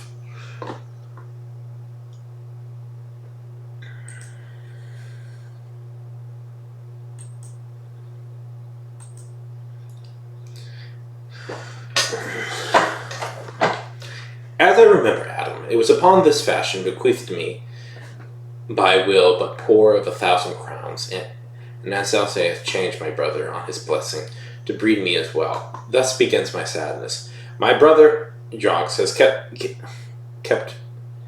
he keeps at school and reports speaks goldly of his profit for my part.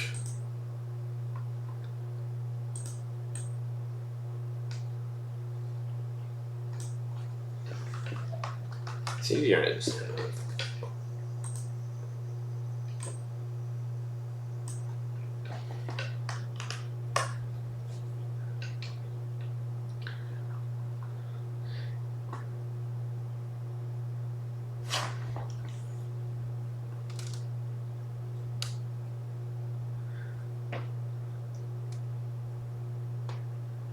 Okay, that means as you, okay, that's as you say.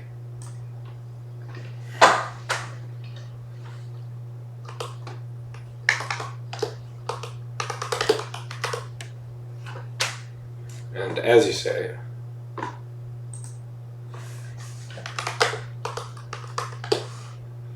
So, I did a lot of talking there, but how's everybody else doing? Sorry.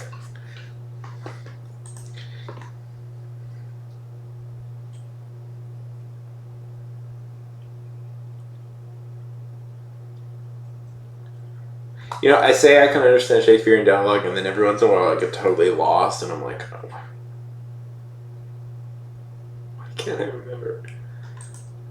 Keeps at school and reports speak Golden Leaf. Tell me about what you're working on, Joe.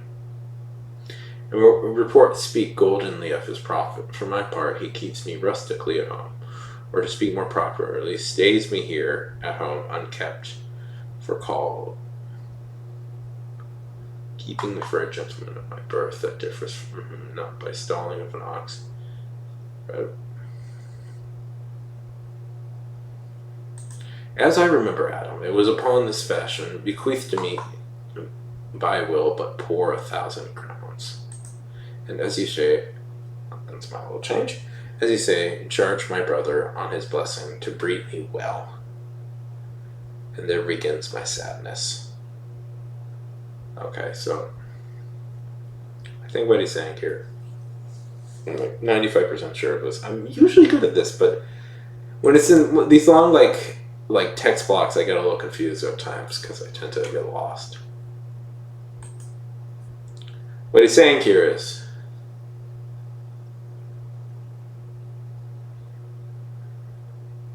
well, that's fun.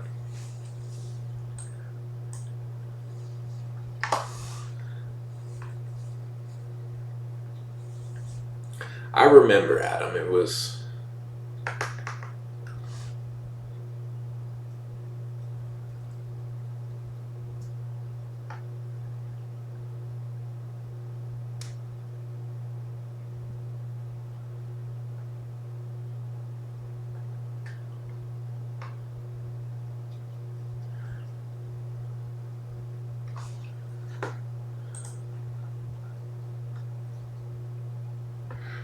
We're to,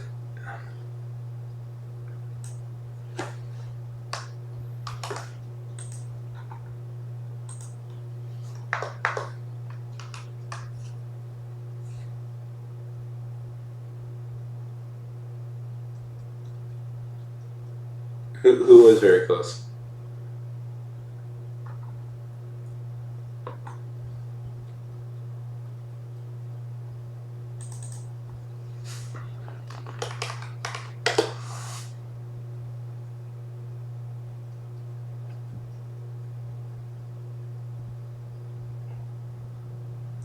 Oh damn! Did we live? We must have lived very close to it. Oh, that would have been fun.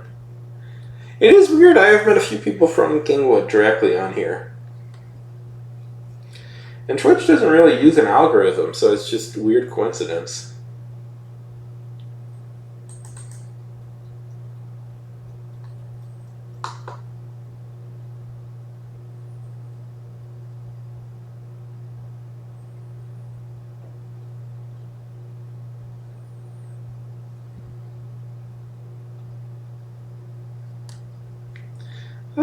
That's fucking wild. That is fucking wild.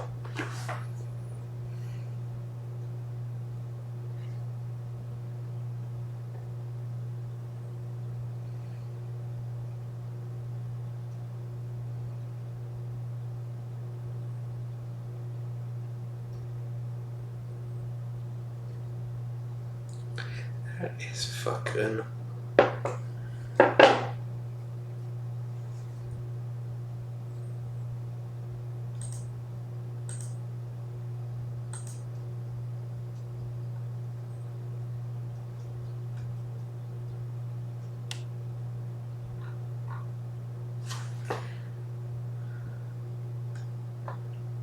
Yeah, definitely. You could have given me a good review. Darn it. No. To give me a good review, you have to have gotten an order from me.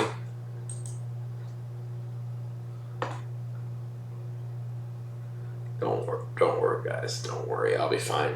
I'll move over to like Nature Card or something.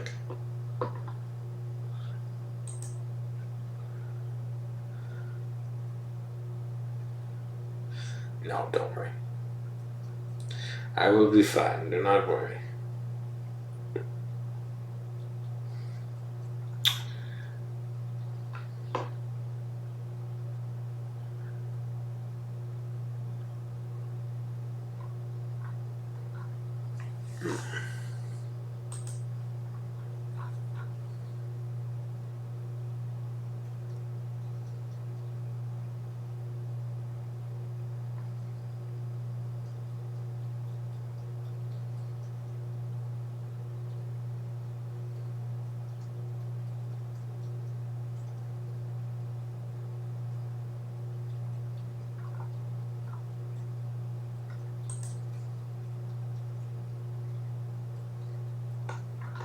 It would.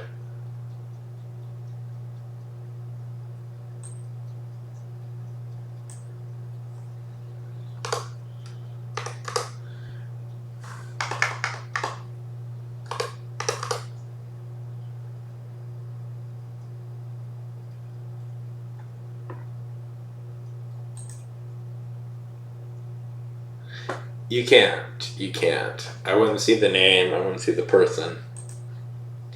I would assume if it's a good-looking blonde dude, a good-looking blonde person.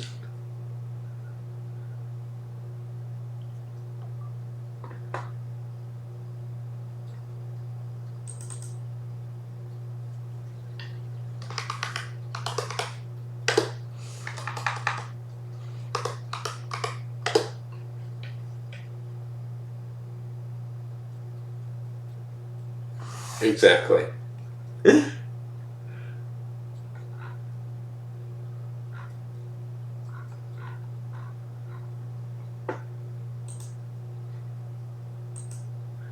So, Biz, what have you been working on lately?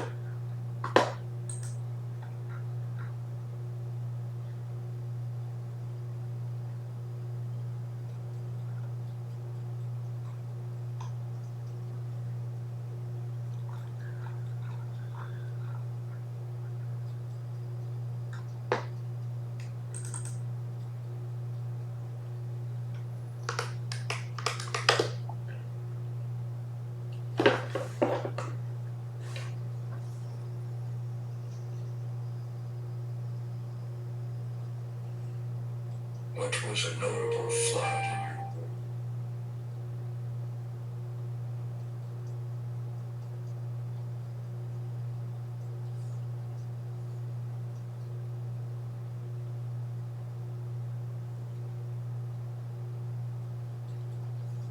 Yeah, that's fun.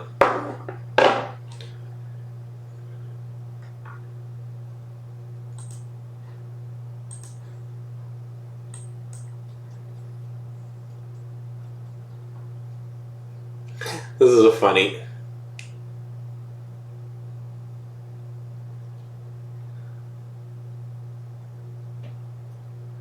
This is funny. This is a pretty bad bit of exposition right here.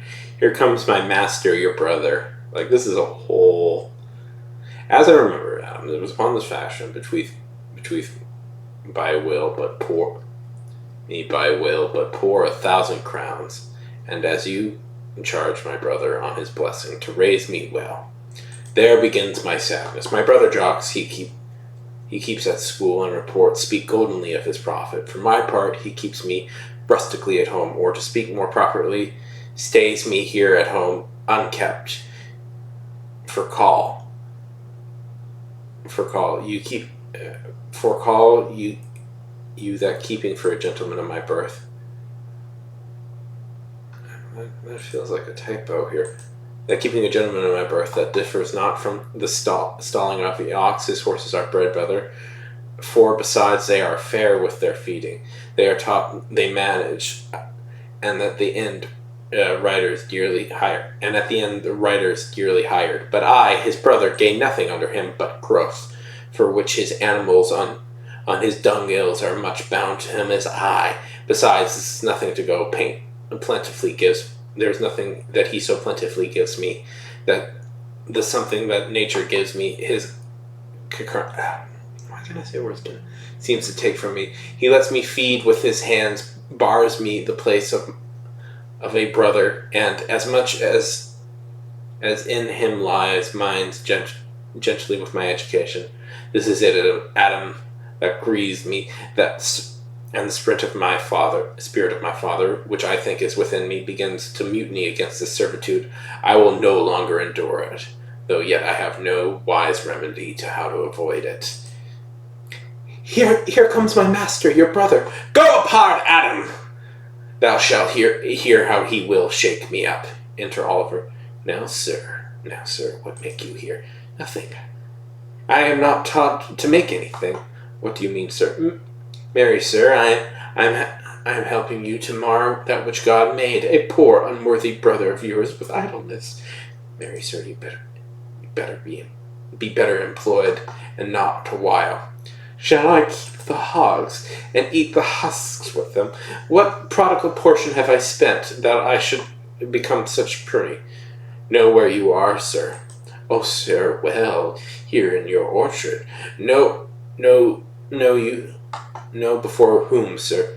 Any better than I am. I am before he knows. I know you are my eldest brother, and in gentle condition of blood. So should you so know me, that courtesy of nations allow you my better, in that you are the firstborn, but the same tradition takes not away my blood. Were there 20 brothers betwixt us, I have as much of my father in me as you, albeit I confess you coming before me is nearer to his reverence. What a boy! What a boy! Come, elder brother, you are too young in this. With thus lays hands on me, villain. I am no villain. I am the youngest son of Sir Roland de Bois.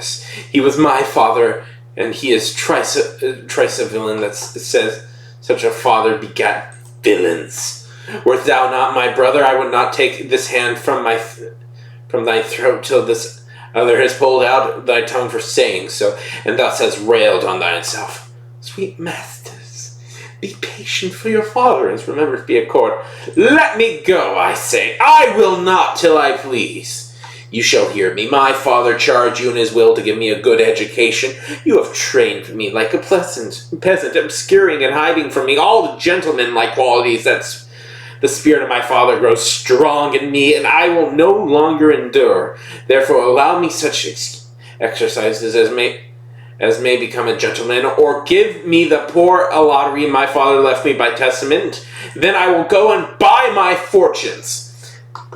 And what wilt thou do? Beg? Beg when this is spent? Well, sir, get you in. I will not long be troubled with you. You shall have some part of your will. I pray you leave me. I will no further offend you than becomes me for my good. Get with him, you old dog. This old dog, my reward. Most true, I have lost my teeth in your service. God be with my old master. He would have never spoken such a word. Accent Orlando and Adam. Is this even so? Begin you to grow upon me? I will not fizz in your rapeness. You will not give me no 1,000 crowns either. Hola, Dennis. Hola. Calls you to... Anyways. Oh, did you show me that pixel art? I haven't been really by the server in a bit. I kind of took a whole break from... Oh, yes, I like that. Yeah, that was good. I like, that was some good stuff.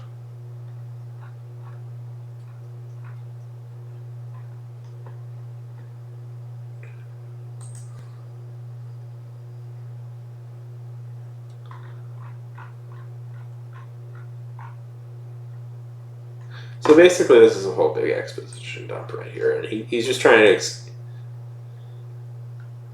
He's explaining to Adam, Orlando is explaining to Adam, who's like an old servant, what happened. And essentially, Orlando was dumped off by his father to be raised by his eldest brother, Oliver, and Oliver has not been treating Orlando all that nicely. He's been essentially treating him like, like a servant. He's been treating him like a servant, and Orlando's getting a little stiffy at all the, is getting tired of, like, all the shit being driven on him.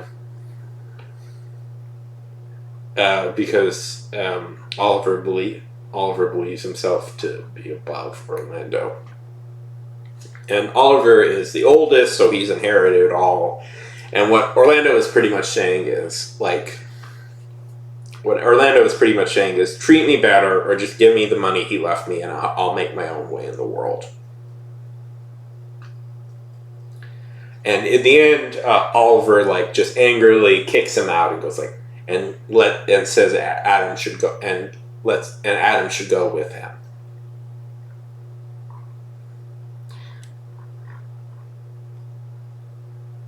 And right here, he's talking about his brother Jacques, who Oliver has sent to school and treats a lot better.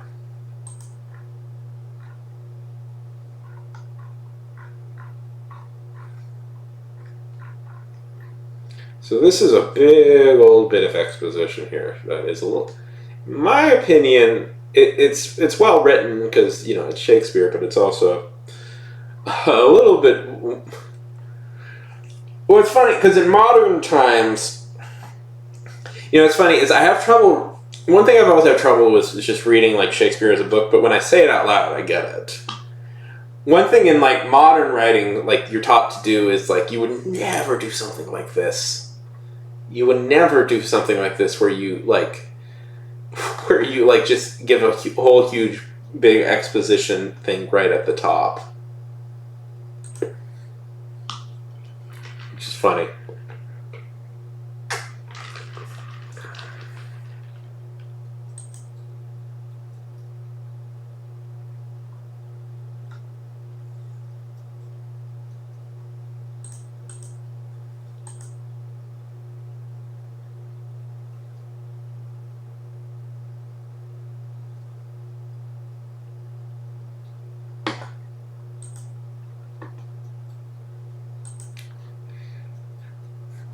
Would I get in trouble for criticizing? I can criticize Shakespeare if I want to.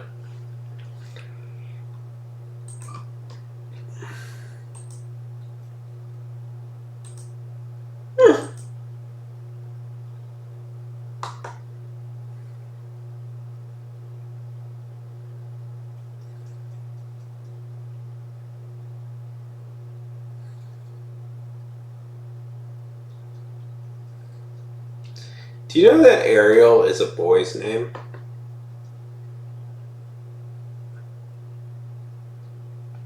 No, I don't think so. There were some people I went to school with who were very obsessive about Shakespeare. Like, is that well known that Ariel is for the longest time was a boy's name?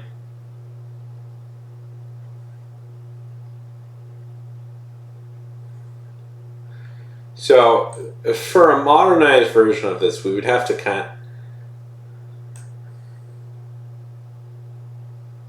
That's annoying.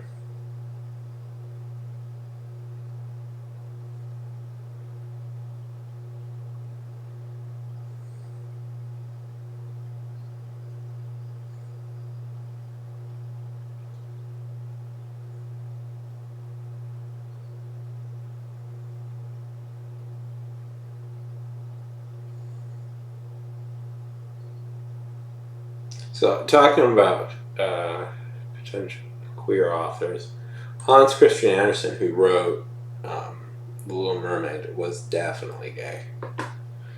And okay, so here's what we'd have to. Here's I feel what a modern version of this would be. First, we have to somehow. This is unwieldy. This would, even though the beauty of. Oh, for sure, for sure.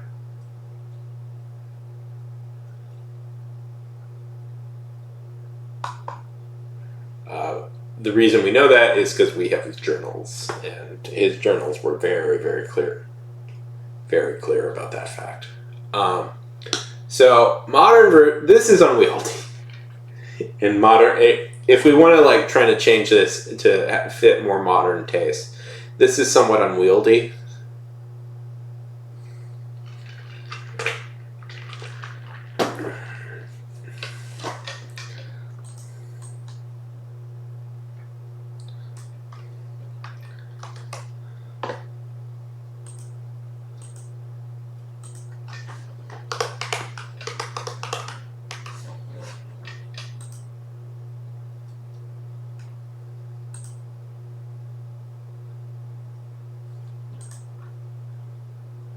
That's pretty cool.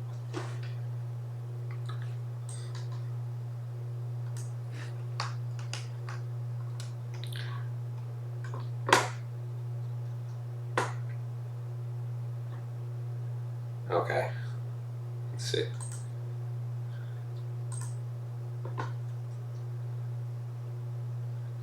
My brother Jacques, he keeps at school, and reports speak goldenly of his prophet. For my part, he keeps me rustically at home.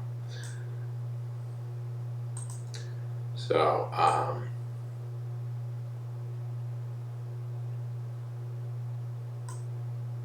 see, that's funny. That's kind of funny the way he says that, because it's like my brother Jacques, he keeps at school, and reports speak goldenly of his prophet. For my part, he keeps me rustically at home, or to speak more properly, stays me here at home unkent. You know, I wonder if this is what it feels like to be a translator, because you're like, okay, you're reading this and you're going like, okay, how do we like adapt this into a modern vernacular?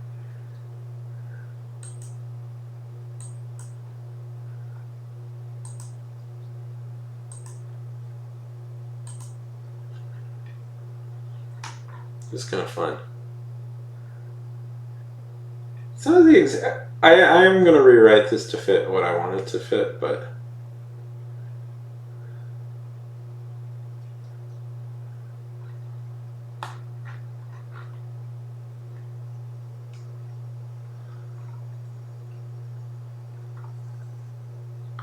Let's see, how would I explain this?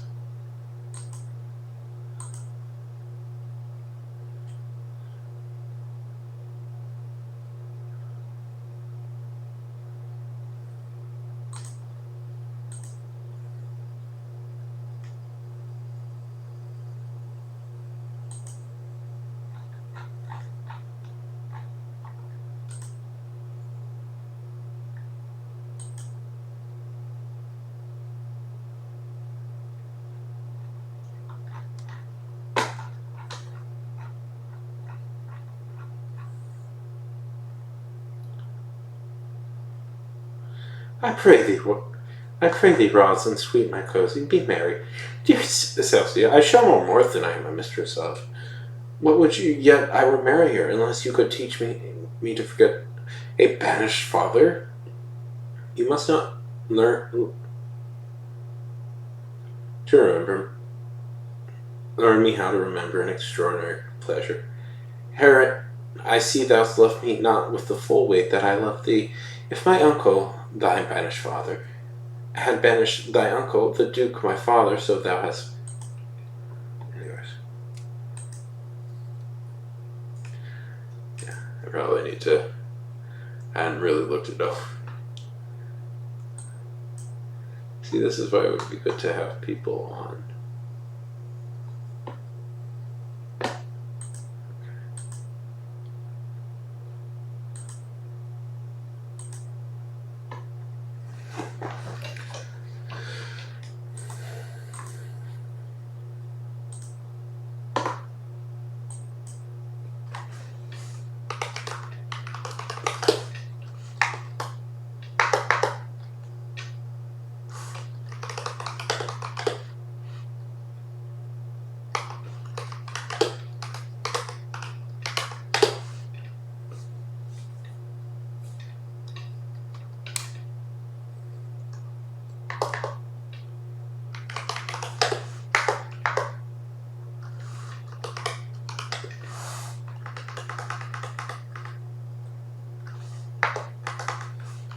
Yeah, I'll be back in a minute.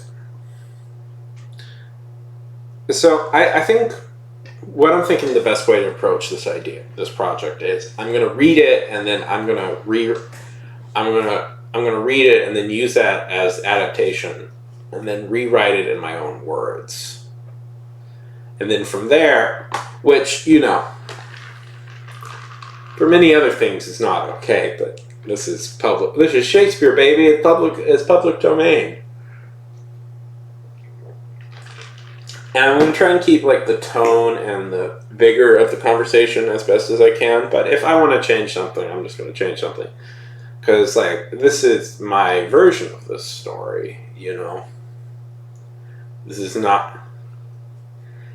Yeah, public domain rules in that regard. You can just do anything you want. But I'm going to be bold and say, as I said, this is not me doing. This is not a Shakespeare production. This is me doing a version of Shakespeare's thing, and this is not even an original story. If people, another fun Shakespeare fact is Shakespeare only came up with maybe about 4 original plots in his entire career. Everything else he did was an adaptation of something else. I have to go to the bathroom, so. I'll be back in just a few if that's okay with everybody.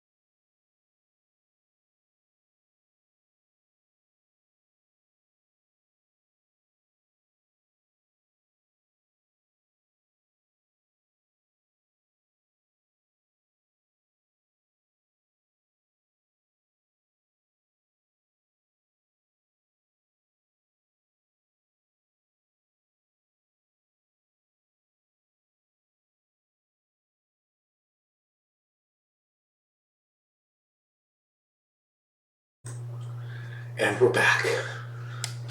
I got some allergy pills because my nose was like.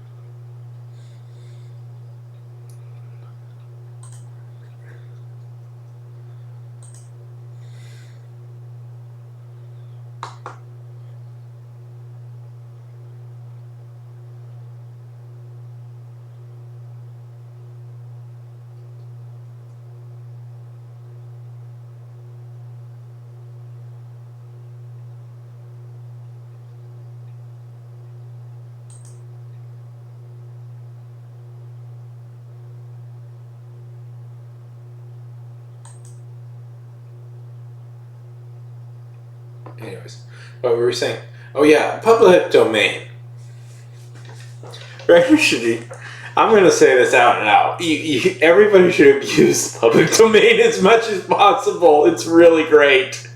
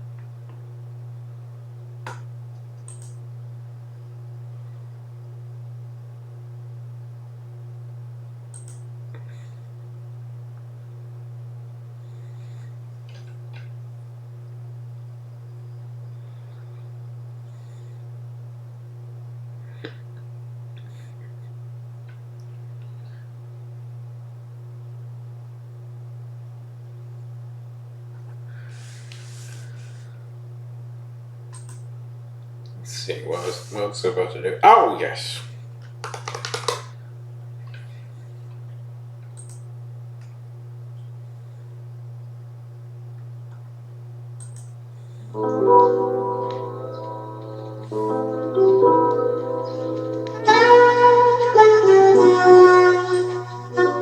Oh, yeah, I have. Have I ever told you guys that I have dyslexia? Like, have I never made that clear? That I have that?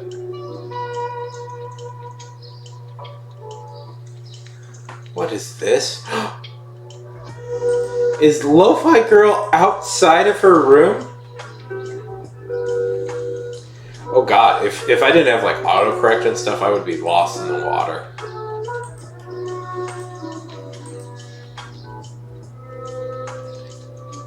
Well, is it dyslexia or, no, what is mine? It's dysgraphia. I have dysgraphia is what I have. Which is very similar and very related. But slightly different. And I have actually been diagnosed with that. Not to say that other people don't have it, I'm just saying, like, this is not me just, like, randomly picking a word. I had to go to a place and go, like, this is what you have. I had to go to a testing center a few years ago to, like, well, let me tell you something, Opus. To get in college, to get accommodations for learning disabilities, you have to go and get tested for them. So I definitely needed accommodations for certain learning disabilities. So I got a full round of testing to make sure that they couldn't deny me what I needed. I'm not complaining. It's good that I got it. It's good that I got it on paper.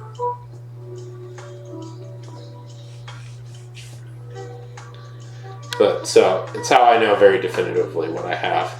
And the thing is, like, what is it? It's dysgraphia. Yeah. Yep, probably. Let's see. There's like 3 or 4 of them that all kind of are somewhat similar, and so they all get mixed up. There's dyslexia. There's dyslexia, dysgraphia, and there's one for numbers. It's dysnumbria or something. It's one for people like who have. And dyslexia is trouble reading, is trouble like compounding the words together, and dysgraphia is it is marked by a difficulty of transferring thoughts to paper. Like, they're very clear in your head, but you have trouble and that's always been my issue, which is a little bit for a struggle for a person who wants to be a writer. Yeah. Oh, that's always the sign. That's always the sign.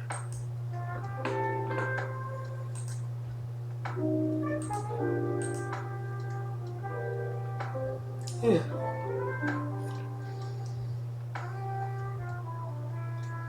It's life, I'm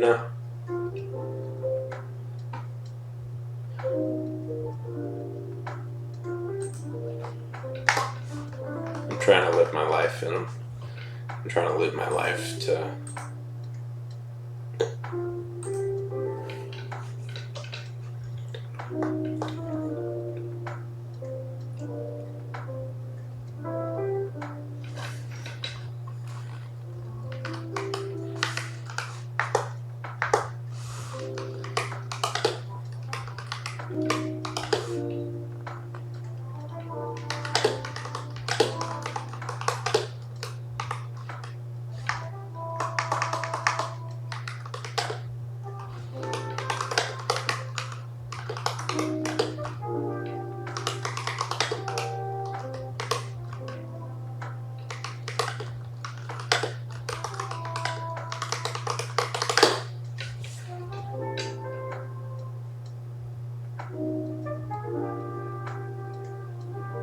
Yeah.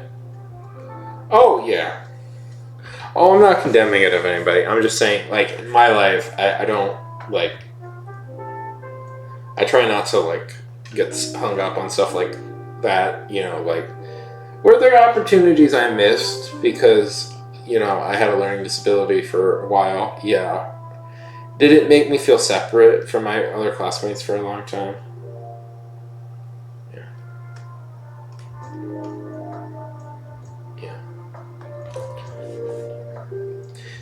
It's frustrating, isn't it? It's frustrating. Like, you needed help, but nobody wanted to give you any.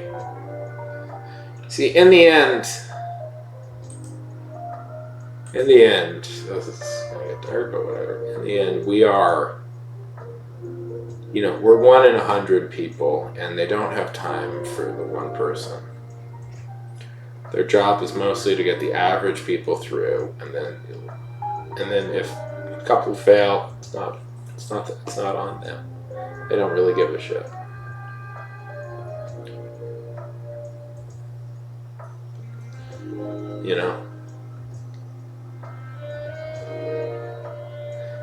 Right? Isn't that great?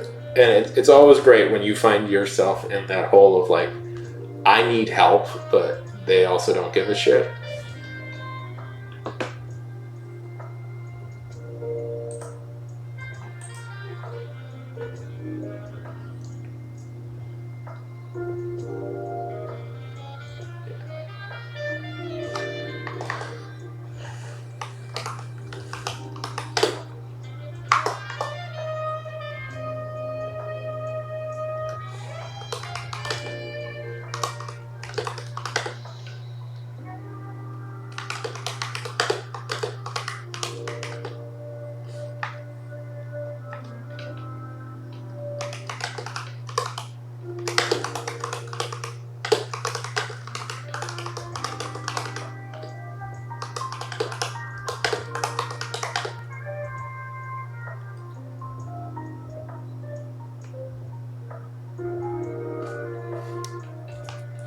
Anyways, I try not to like focus on this.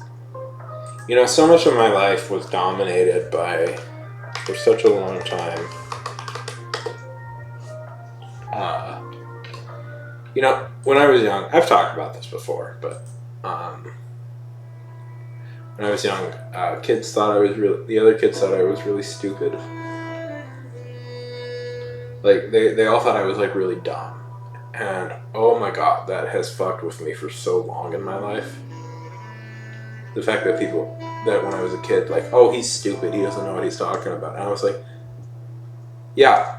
And in many ways, Opus, that is the source of almost all of my issues.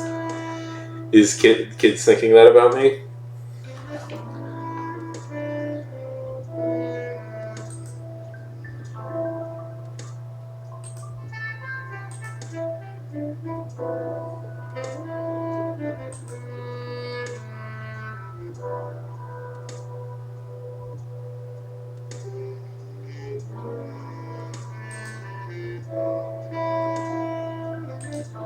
They do.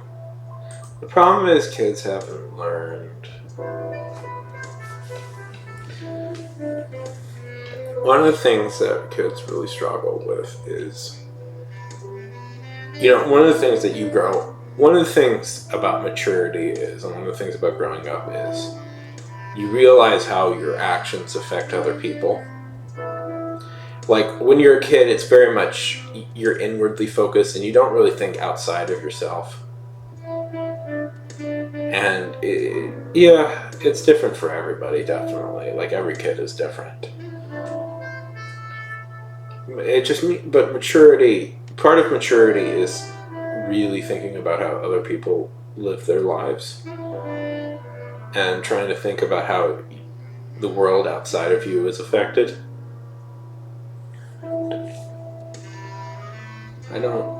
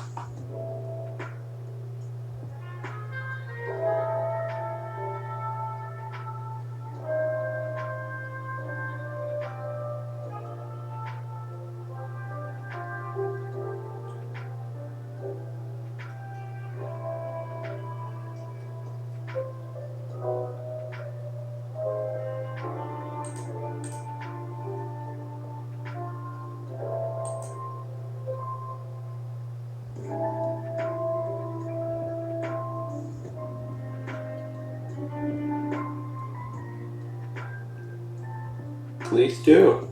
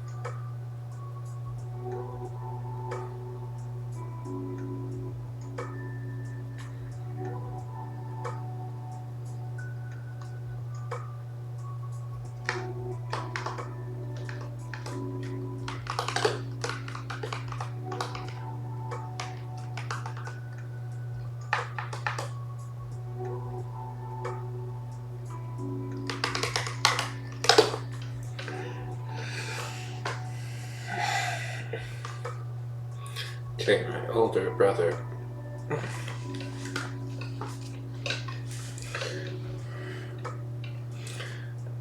Take